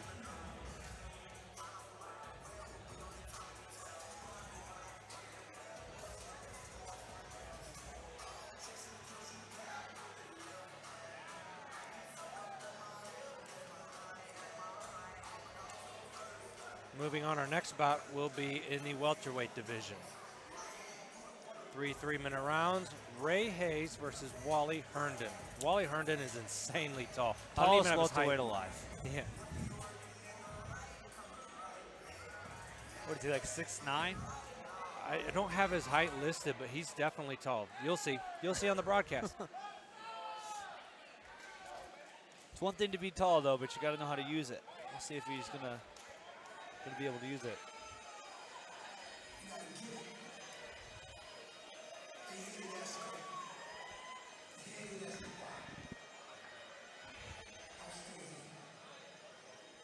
Ladies and gentlemen, on now to our 8th bout of the evening. Please welcome, making his way in the blue corner, Ray Hayes. Ray Hayes is another fighter out of Parabellum, debuting tonight. His record is 0-0 as a debut. No experience in anything else that was listed other than just training in the gym with his training partners. His keys to victory are hit him hard, hit him fast, don't get hit. It's pretty simple, right? Oh yeah, harder than it sounds though. You can have it. I'll just do this It's up one. to you guys. What do you want? All right. This one, and then I'll be This next one. I'll finish this one right here, and then right after that I'll come out. We're going to be trading off here after this between Andrew and going back Oh, to you do? Dakota.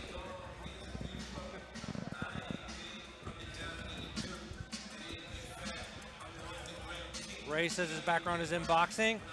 Wally is tall, so he's going to have to get inside that reach. But like you said, does Wally know how to use his reach? I think he can hit him from all the way across the cage. I don't think this cage is big enough for Wally.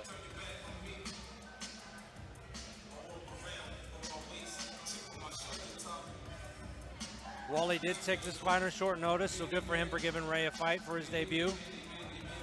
Stressful when you're going to make your debut and you don't know if you have an opponent, so if someone steps up, it's good on him.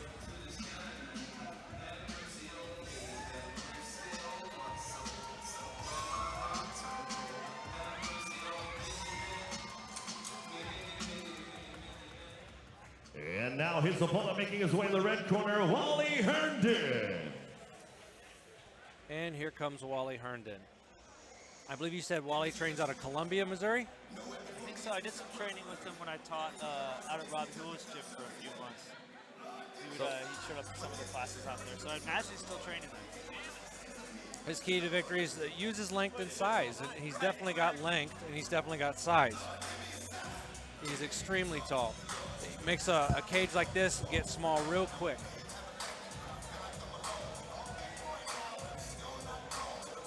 And here he comes. This is going to look like when I Seems to be enjoying it. He's got some type of mask on. There we go. Too far away.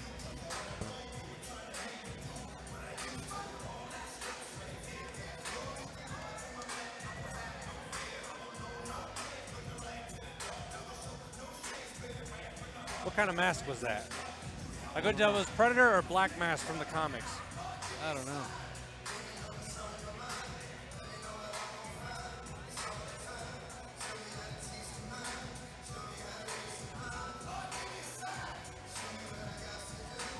I kind of want to ask him when this is over where he has to buy his clothes. I was just thinking that, actually. Obviously, Wally should use his jab frequently.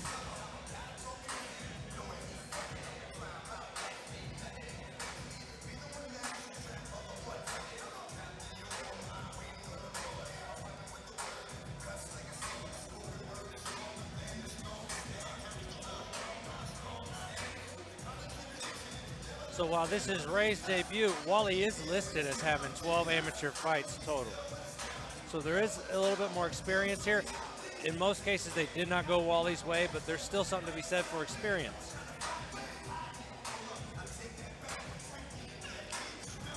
curious to see how he's going to deal with the height advantage. Or disadvantage. It's an interesting puzzle, no matter even what his background is or what he came in with, for your debut to deal with someone that tall. There's not many people like that that you can even pull in to replicate it.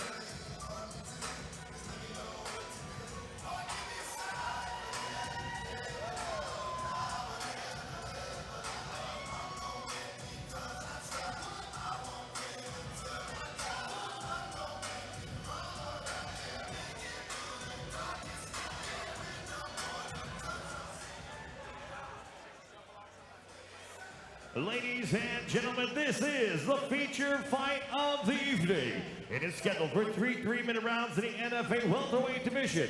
Brought to you tonight by JC's AC. And now, introducing first, fighting out of the blue corner. This boxer stands 6 foot tall, weighed in 169.8 pounds. Tonight, he's making his amateur debut. Representing Parabellum and fighting out of Eldridge, Missouri, Ray Hayes. His opponent across the NFA cage, fighting out of the red corner, is a kickboxer, jiu-jitsu style fighter standing 6'11", weighing in 176 pounds. He is a 12-fight veteran training independently and fighting out of Columbia, Missouri, Wally UFO Herndon. Your referee in charge of the action, the Dwayne Best. 6'11", they said. 6'11".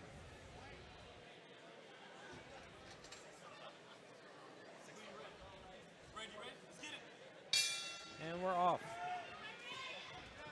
Herndon keeping that jab low. Oh, there he goes. Peppering it out there. And Wally should be jabbing, jabbing, jabbing. He's getting a little too close. Oh, a little too crazy with it. And the takedown. Got those hands clasped under the butt. Smart idea. Wally should wall walk. Uses Oompa bridge.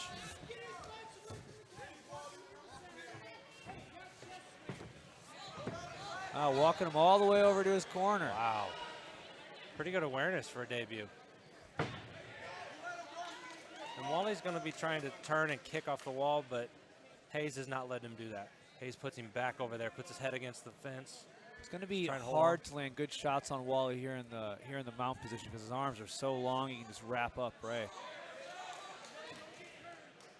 Ray should try to get to a position where maybe he puts his knee over one of Wally's arms, or ties up his arms in some way so he can't wrap him up. Oh, there you go. He's doing it right now. Putting that knee right over the arm. So tall. He's trying to kick up and go over. It's going to be really hard. Ray's got a really high mount. Could be difficult. This could be the end right here. Good shots. Wally really needs to shrimp, push the hips. Try and get out a little more technical way than just trying to wrap him up and walk up the wall. Some slaps right here. Little gamesmanship. Oh, there goes the knee right over the arm. This could be the beginning of the end right here.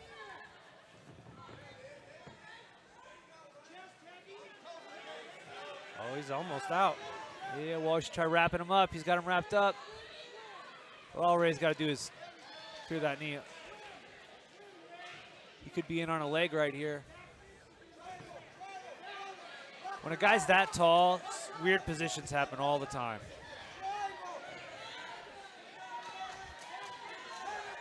But Hayes is going to end up on top. And he's in the body lock. So strange. But he's locking himself in right here. If Hayes can get his hand free, he can land shots. And Wally will have nowhere to go.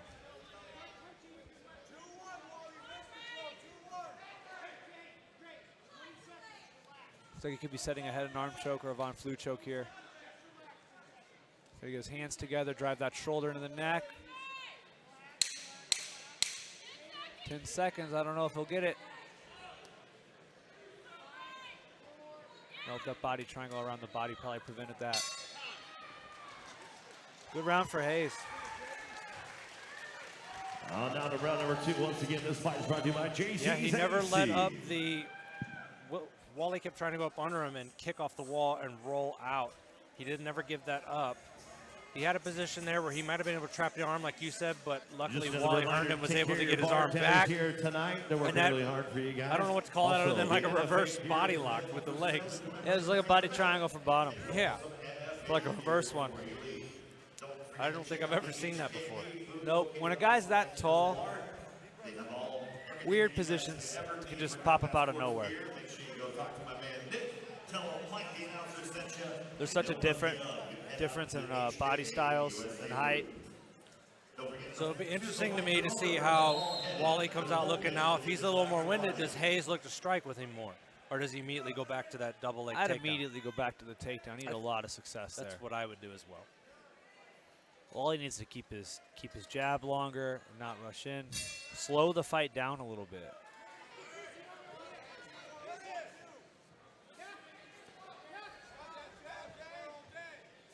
And just start sticking that jab.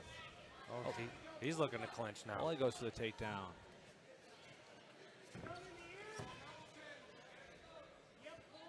He's get those hands clasped together. It's going to be real hard to pull it off there unless you can get a trip.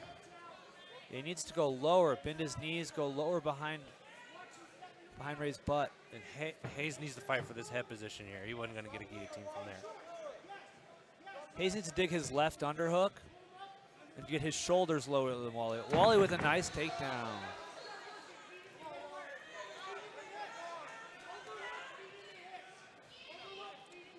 Hayes puts him in closed guard. It looks like he's trying to set up a triangle here with that inside bicep tie. There's a lot of arm to arm bar there too. Oh, traps the arm. Needs to get over the shoulder. Needs to put his left leg over his shoulder. Landing a lot of little annoying strikes here. Oh, looking for a guillotine.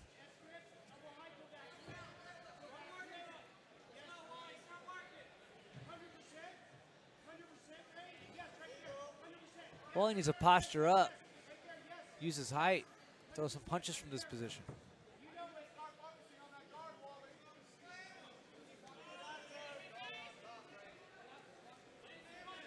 You just look for some offense here from Wally. This is his chance to posture up. Every Yes. time Hayes lets go of that overhook, he can posture up and throw strikes. Guy that tall can posture up pretty high and still hit you from a distance. He keeps giving Hayes the overhook, and that's going to allow Hayes to start shooting for triangles.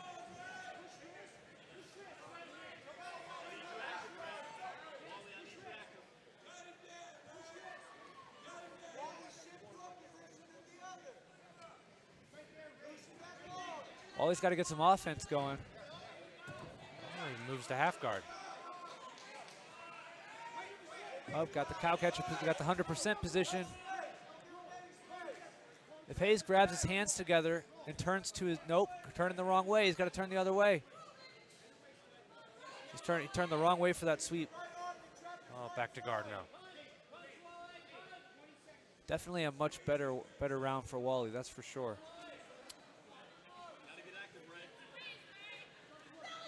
Referee Dwayne Best telling Wally he's got to be active from the top position. I agree with him. I think Wally's doing enough here. Yeah, I've seen him stand up fights for a lot less. 10 seconds. But if you're on bottom, you got to get up. So he's That's doing the true. right thing right here. You gotta get your knees in front of him, open up your guard and stand up. That's one round apiece going into the third round. I think the experience is starting to play a factor here. Yeah, if I'm Wally, I would look for that again. I don't care about how the crowd's entertained or not. If that's my route to win, and I took this on short notice, I'm gonna try and go back to that well and get some more water. Because his length and the way he's pressing forward is making it hard for him to get his hips, for Hayes to get his hips moving, to swing an armbar. He did have a nice attempt there at a triangle choke, Third round, but Wally was able to shake that off and get his shoulder back. JC's AC. Tall people can be the hardest people to sweep. They have such a wide base. And he had his foot on his hip and he was trying to extend him away, but like you said, then he just kind of based out. Probably at one round apiece. I feel like whoever gets the takedown this round is probably going to win the fight. I would agree with that.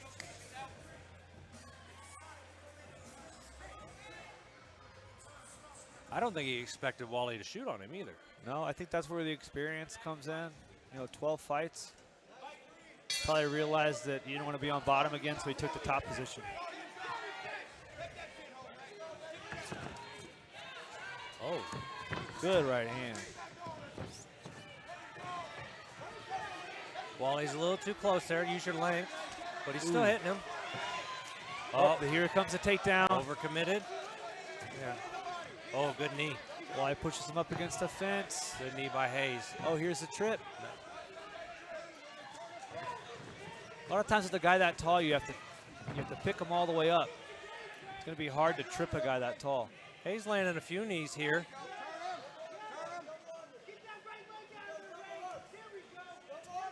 Wally clasps his hands and gets a little lower. That takedown's going to be there. There it is. Wally held him and just fell. You see Hayes. It's like a tree getting felled. Saw the look on his face when he got taken down. He does not want to be there.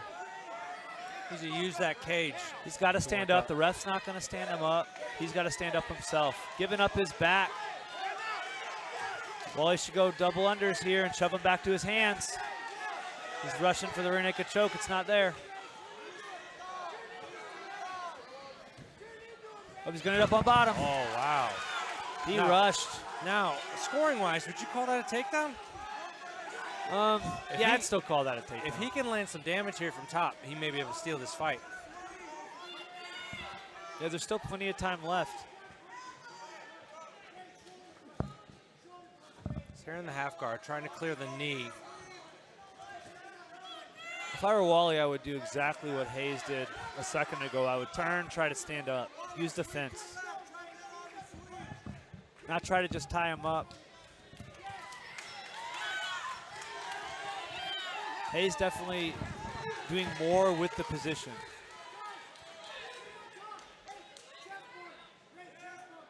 He's so long, he can just kind of lock you.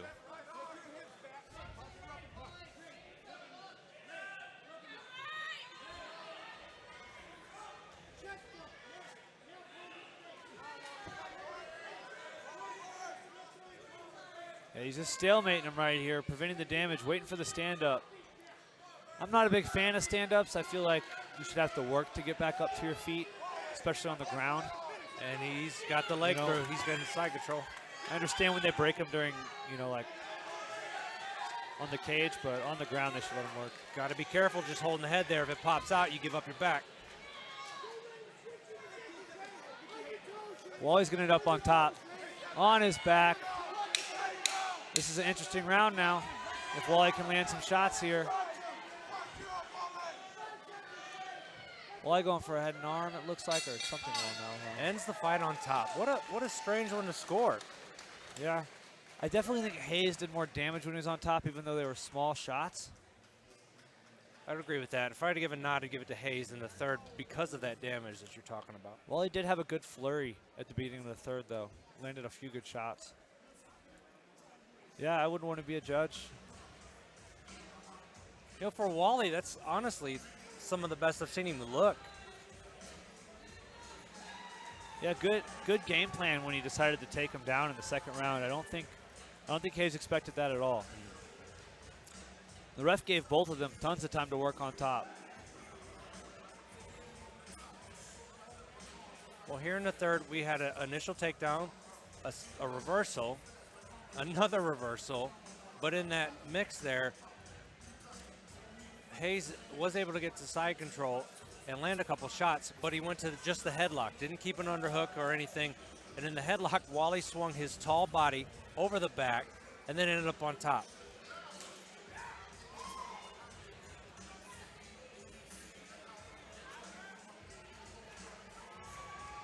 Props to Hayes fighting a guy with 12 fights, his first fight.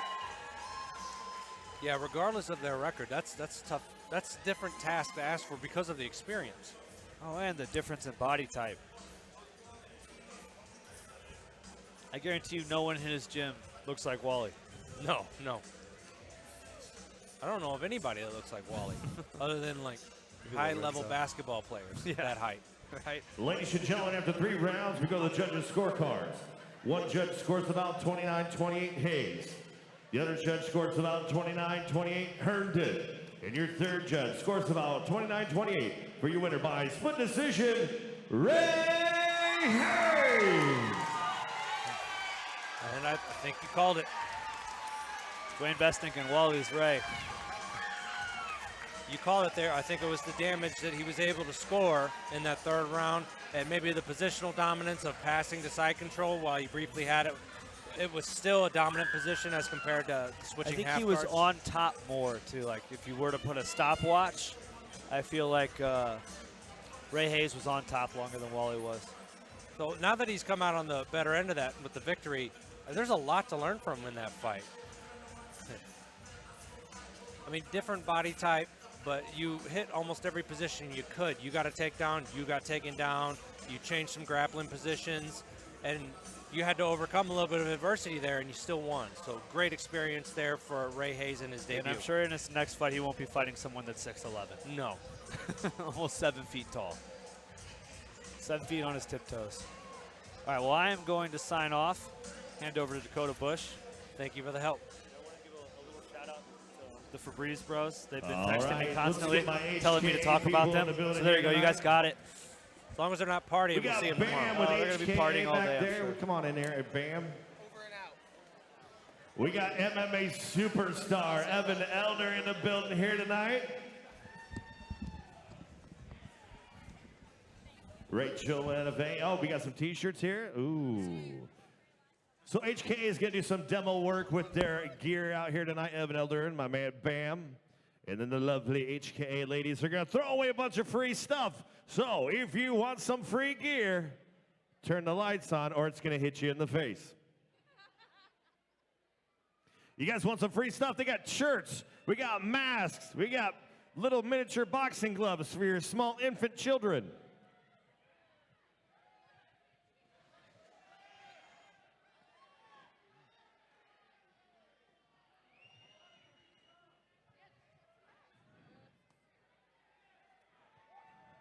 But at this time, we're going to take a brief intermission. You guys check out the lovely pad work with Evan Elder and Bam here with HKA. Make sure you guys stop out at the booth before we get underway.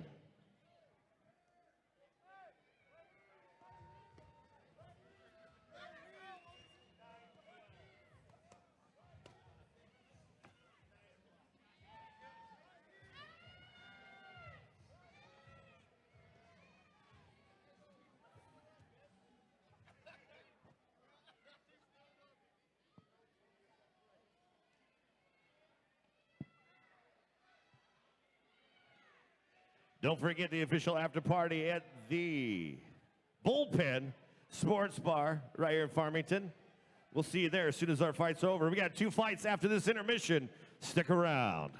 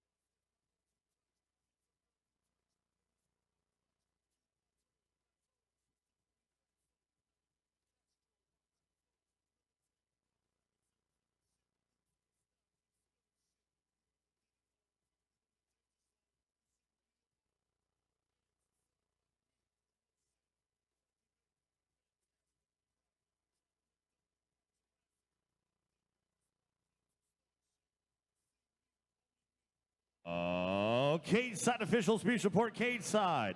All cage side officials, please report cage side at this time. Thank you.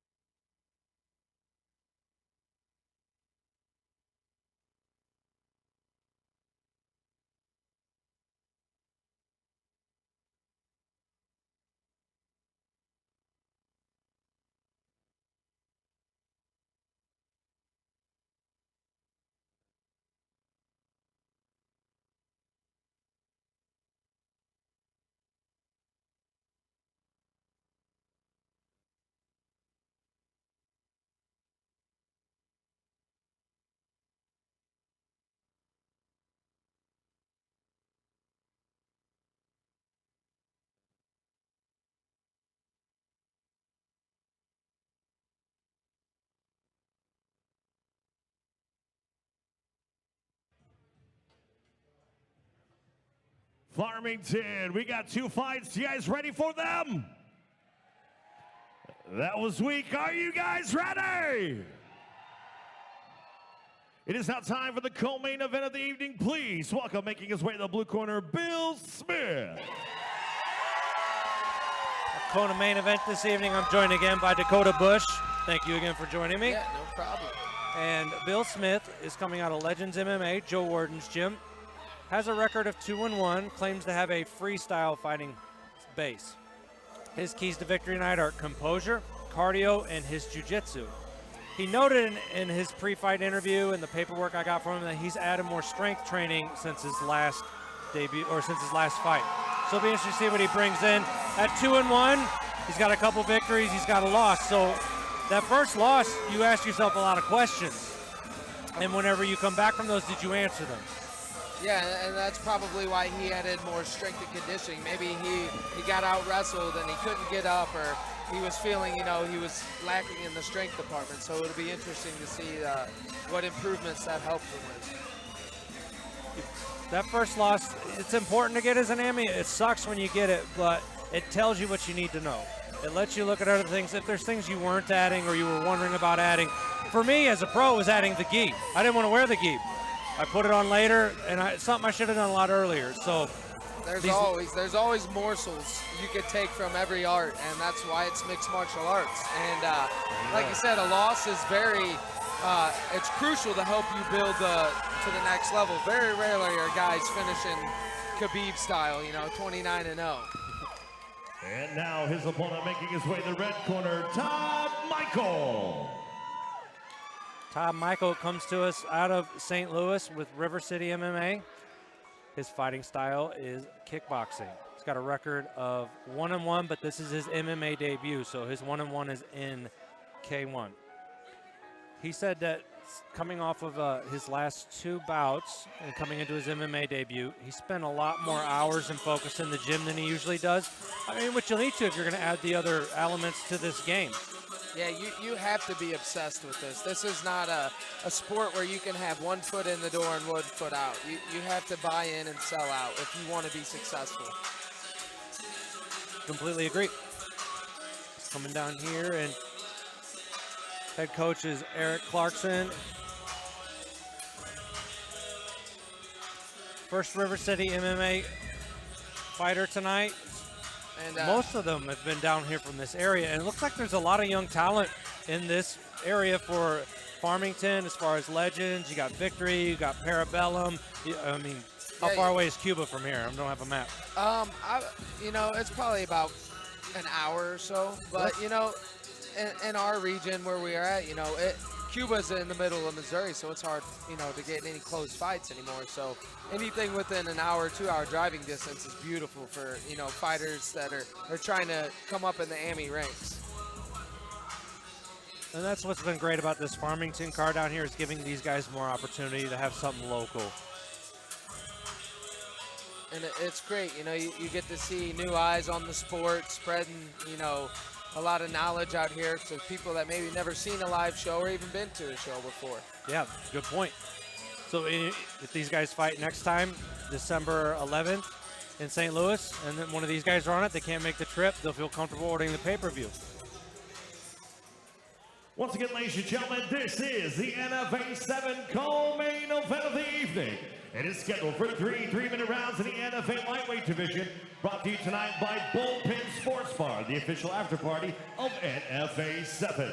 And now, introducing first, fighting out of the blue corner. This freestyle fighter stands 5'10", weight in 154 pounds. He holds an amateur record, 2 wins, 1 defeat. Representing Legends MMA and fighting out of Farmington, Missouri, Bill Smith.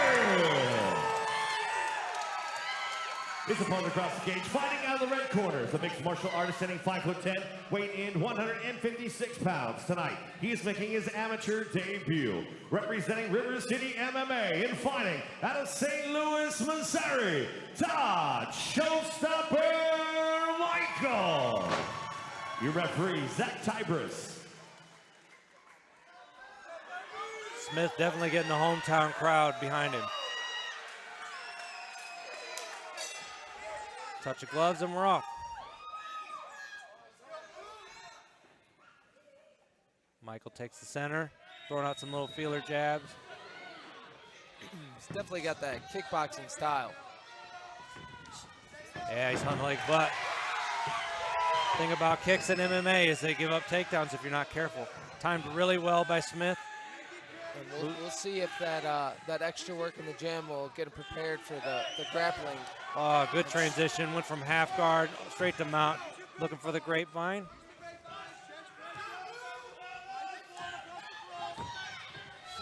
Giving him the back here, flattening him out. This might be it. This is hard to get out of. He's got the choke lock.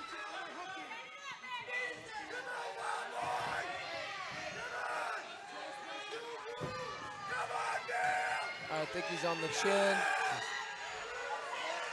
He's fighting the hand well.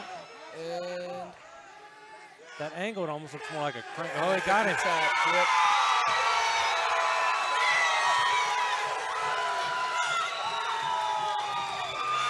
Solid win by Bill Smith. Once again, that wasn't really something you saw early in the AMI careers, is a progression like that. Yeah, Time to kick, takedown. Worked through, like you said, the steps. He worked from half guard to a knee slice to mount and got him to turn over and flatten him out and, did everything proper to get the finish. I mean, that was very technical. It wasn't no accidental scramble where someone ended up on top. And you could just tell that's something that he works on in the gym. That's probably the things he looks for, his bread and butter, is that progression. It does a lot for you if you know where you're going. Yeah, that's MMA, to a T. You got to know the next thing you're doing. You got to, it's chess, you're 2 moves ahead of your opponent. And when you can really put that together, you're usually going to be coming out the victor. And balancing, not doing it too quick, because to force the position, that usually ends up bad. You end up over the back or you end up falling off of them. He did a really good job there. I was waiting when it hit the ground for Todd Michael to scramble and kind of get loose at first, because if you get mount in that first minute, there's a lot of energy still that they can spaz out with, but he did a good job of holding him down and moving and taking his back and then finding that choke. He moves to 3-1. Ladies and gentlemen, your referee set timer is called to stop the fight. 1 minute, 8 seconds in the very first round. Declaring your winner by tap out in a rear naked choke, Bill Smith.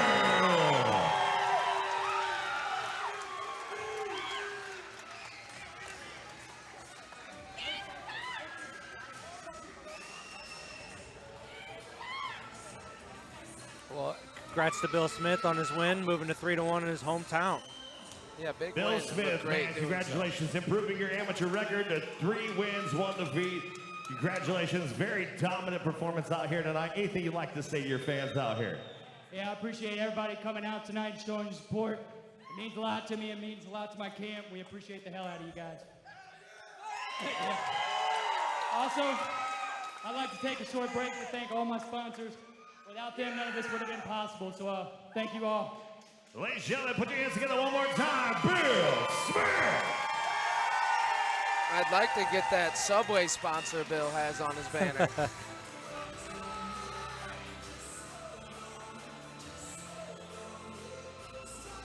I haven't had Subway in a long time, but that actually sounds pretty good. It's been a good while. That's another thing, guys making the ranks from AMEs to pros, and the guys that are treating their bodies the way they should be, eating the right foods and taking the time to recover. When I was young, I never had to recover. I could just train hard all day, next day, show up, don't stretch, train hard. And now that I'm still young, 27, but I got to take care of my body. So wait till you're 35. A lot more warm-ups.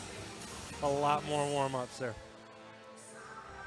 Our next bout is the main event: Garrett Mueller versus Jamise Taylor. Should be a very great fight. As an AMI, I fought Jamise twice. I kickboxed him once and then fought him MMA. And then Garrett, he used to train with us. So got a little history with both these guys. Jamise has been around for a while. Was there with MCS starting out. As he turned pro, he took a shorter notice fight on Bellator against Gabriel Varga. Very tough fight. That one did not go his way. And then only Nick about a Mack, month. I believe he fought a couple weeks ago. Yeah, he's out of glory. He's a tough college wrestler. Yeah, he fought a tough college wrestler making his debut in his hometown, and it went to decision. He didn't quit. He didn't get put away. From what I hear, it was a really tough fight back and forth. The decision just went to the hometown kid. Yep. So tough go out of the gate. Here he's got Garrett Mueller, who's on a bit of a skid. So he's going to be looking to rebound here and start his career off with that win that he's been looking for. Yeah, I would think Garrett's game plan here would probably try to get the fight to the ground, and you know, Jameis is the exact opposite. He's going to try to keep it standing, use his range, and try to keep Garrett at bay and pick him apart. Jameis has been working on his wrestling and takedown defense, and against anybody that's not a college wrestler, it should be pretty good. But the problem is, if you overextend, you're going to see if he can get up under those punches and get those hands clasped. Jameis is good with his movement. He has a lot of good rhythm as far as switching. He's hard to hit clean as far as kicks or anything like that because of his Muay Thai base. This should be pretty stylistically a good match. We'll see if Garrett can get on top, and even then, Jameis has some stuff off his back. But Farmington, Missouri, you guys ready for the main event of the evening? Please welcome, making his way to the blue corner, Garrett Mueller. And here we have Garrett Mueller. He's fighting out of Mueller MMA and boxing, means he's probably training himself out of, I'm not sure where he's from, somewhere in Missouri. I believe he's out of Jeff City. Jeff City. His fighting style is freestyle. He says his keys to victory in this is going to be sticking to the basics and cardio. You said you have a little bit of history about him. From what I've known, he's pretty tough. Like, he's been in fights where there's been a lot of damage back and forth, and he's always been able to hang in there. Yeah, he's a gritty dude, and that used to be, I'm not sure if it still is, it used to be his nickname, Gritty Garrett Mueller, and it's true. You know, he's a tough guy. He's a hard, grimy roll, and he's not going to take no for an answer. So he's going to come forward whether, you know, he's going to sleep, he's knocking someone out, choking someone out, he's bringing the pace. And he's been fighting in mid-state Missouri and also out in Kansas City as well. He's run into guys like Devin Weber and Darren Carlis out there in Kansas City. I mean, those guys are pretty solid as well. And, you know, he's got a fight against Garrett Gross from 2017 as well. He's run into some tough competition too. Yeah, he's not had a soda can schedule, that's for sure. And now his opponent making his way to the cage, Jameis Taylor. And here we have Jameis. Jameis will have the height and range advantage here at 6'1". This fight was moved to a catchweight of 160, and he wants to stay long but dictate where the fight takes place, meaning on the feet, pick them apart. And I wouldn't be surprised if Jameis finds a timing here for a takedown of his own. He trains out of Wolves Den. I train with Jameis. He's in the sparring room too as well, and his wrestling has improved. His movement is very good. He's hard to hit clean, like I said. But if you're going to try and time and hit kicks with him, you're not going to hit him clean. You got to bring a dogfight to a guy like Jameis, and that's what Garrett Mueller's going to look to do. He does do specific work with St. Louis Boxing and Reggie Thomas. A lot of people in St. Louis have been working with him and having good success, especially with volume and combos and striking to the body and head movement. And I think we're going to have a stylistic matchup here. Yeah, this is one of them fights here where, you know, if the guys stick to their game plan, and they might have to deal with some adversity early, but if they can stick that game plan out, whoever it may be, they're going to come out with, you know, the victory. I think this is definitely a game plan fight to win here. I think we'll learn a lot about how this fight will go in the first round and probably in the first 2 minutes. Yes. And although Garrett is, you know, at a jiu-jitsu school now, I believe he's at one of the Gracie Barra schools up in Jeff City, and he's been spending a lot of time in Yee now. But don't get it wrong, he's going to come out and bang. He's only going to go to the ground if he has to. And Jameis enters the cage.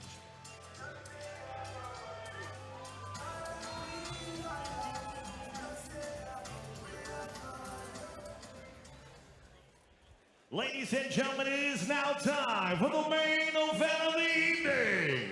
This fight is scheduled for 3 5-minute rounds in the NFA professional catchweight at 160 pounds, brought to you tonight by Domino's Pizza.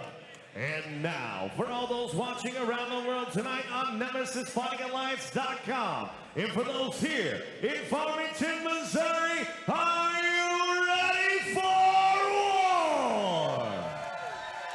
Introducing first, fighting out of the blue corner. This freestyle fighter stands 5'9", weighing in 160 pounds. He holds a professional record for wins, 7 defeats. Representing Gracie Baja and fighting out of Jefferson City, Missouri, Garrett Mueller. His opponent across the NFA cage, fighting out of the red corner, is a freestyle fighter standing 6'1", weighing in 159.5 pounds. He holds the 0-2 professional record representing Wolfsden MMA and fighting out of St. Charles, Missouri, Jamise "Made Man" Taylor. Your referee in charge of the action, Zach Tybris. All right, gentlemen, we're going to roll from back. Got any questions? Touch it up. Come on, ready to fight. I would not be surprised to see Jamise attack the body here too on him. Usually guys that have taken a lot of punishment in the head, you know, they're gritty, they'll move forward. The body is the key to slowing them down. Touch of gloves and we're off. Good jab there. Long jab, using his range well early here.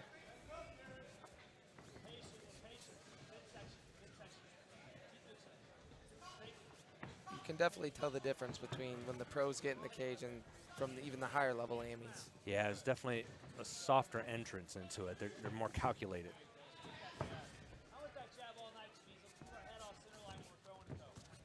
Jamise is cutting him off here.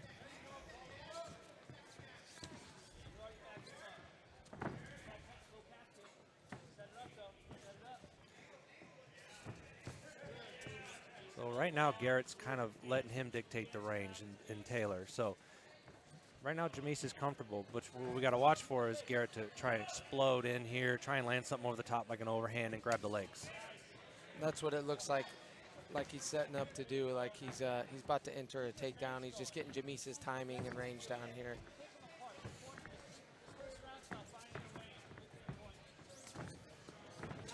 Yeah, nice movement. Slipped it and moved.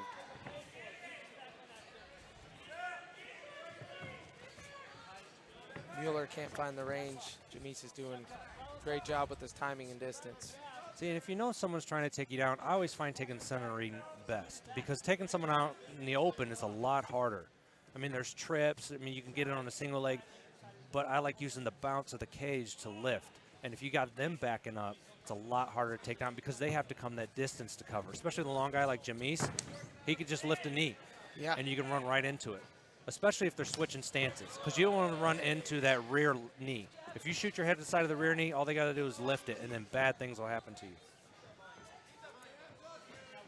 And the cage is another tool. You know, you can get someone's back on the cage. It's a weapon for takedowns. And Jamise goes to the head with that head kick after chopping low a few times. Good long jab. Oh, that one caught him. Nice. Oh, that left hook. Oh, he's got to be careful. Oh, here. And he gets the Gets takedown, up. but there you go. He's piling on him. That knee. Mueller's Nice work by Jamise there. needs to get. Jamise kind of backed off. I don't think he thought he was ready to go yet. I think he's still hurt here, though. It's hard to know how much abuse these guys can take sometimes. There he goes. Drops him to the right. He's got him hurt. Oh, good job by Jamise here.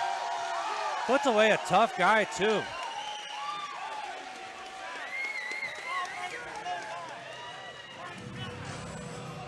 Jamise looked good using his range and distance and put the gas pedal on when he needed to. What was the punch that started all that? Was it the right cross? I believe so. I think he hit him right here on the cage side here, and Mueller shot in for that single leg, and Jamise did a great job getting back to his feet.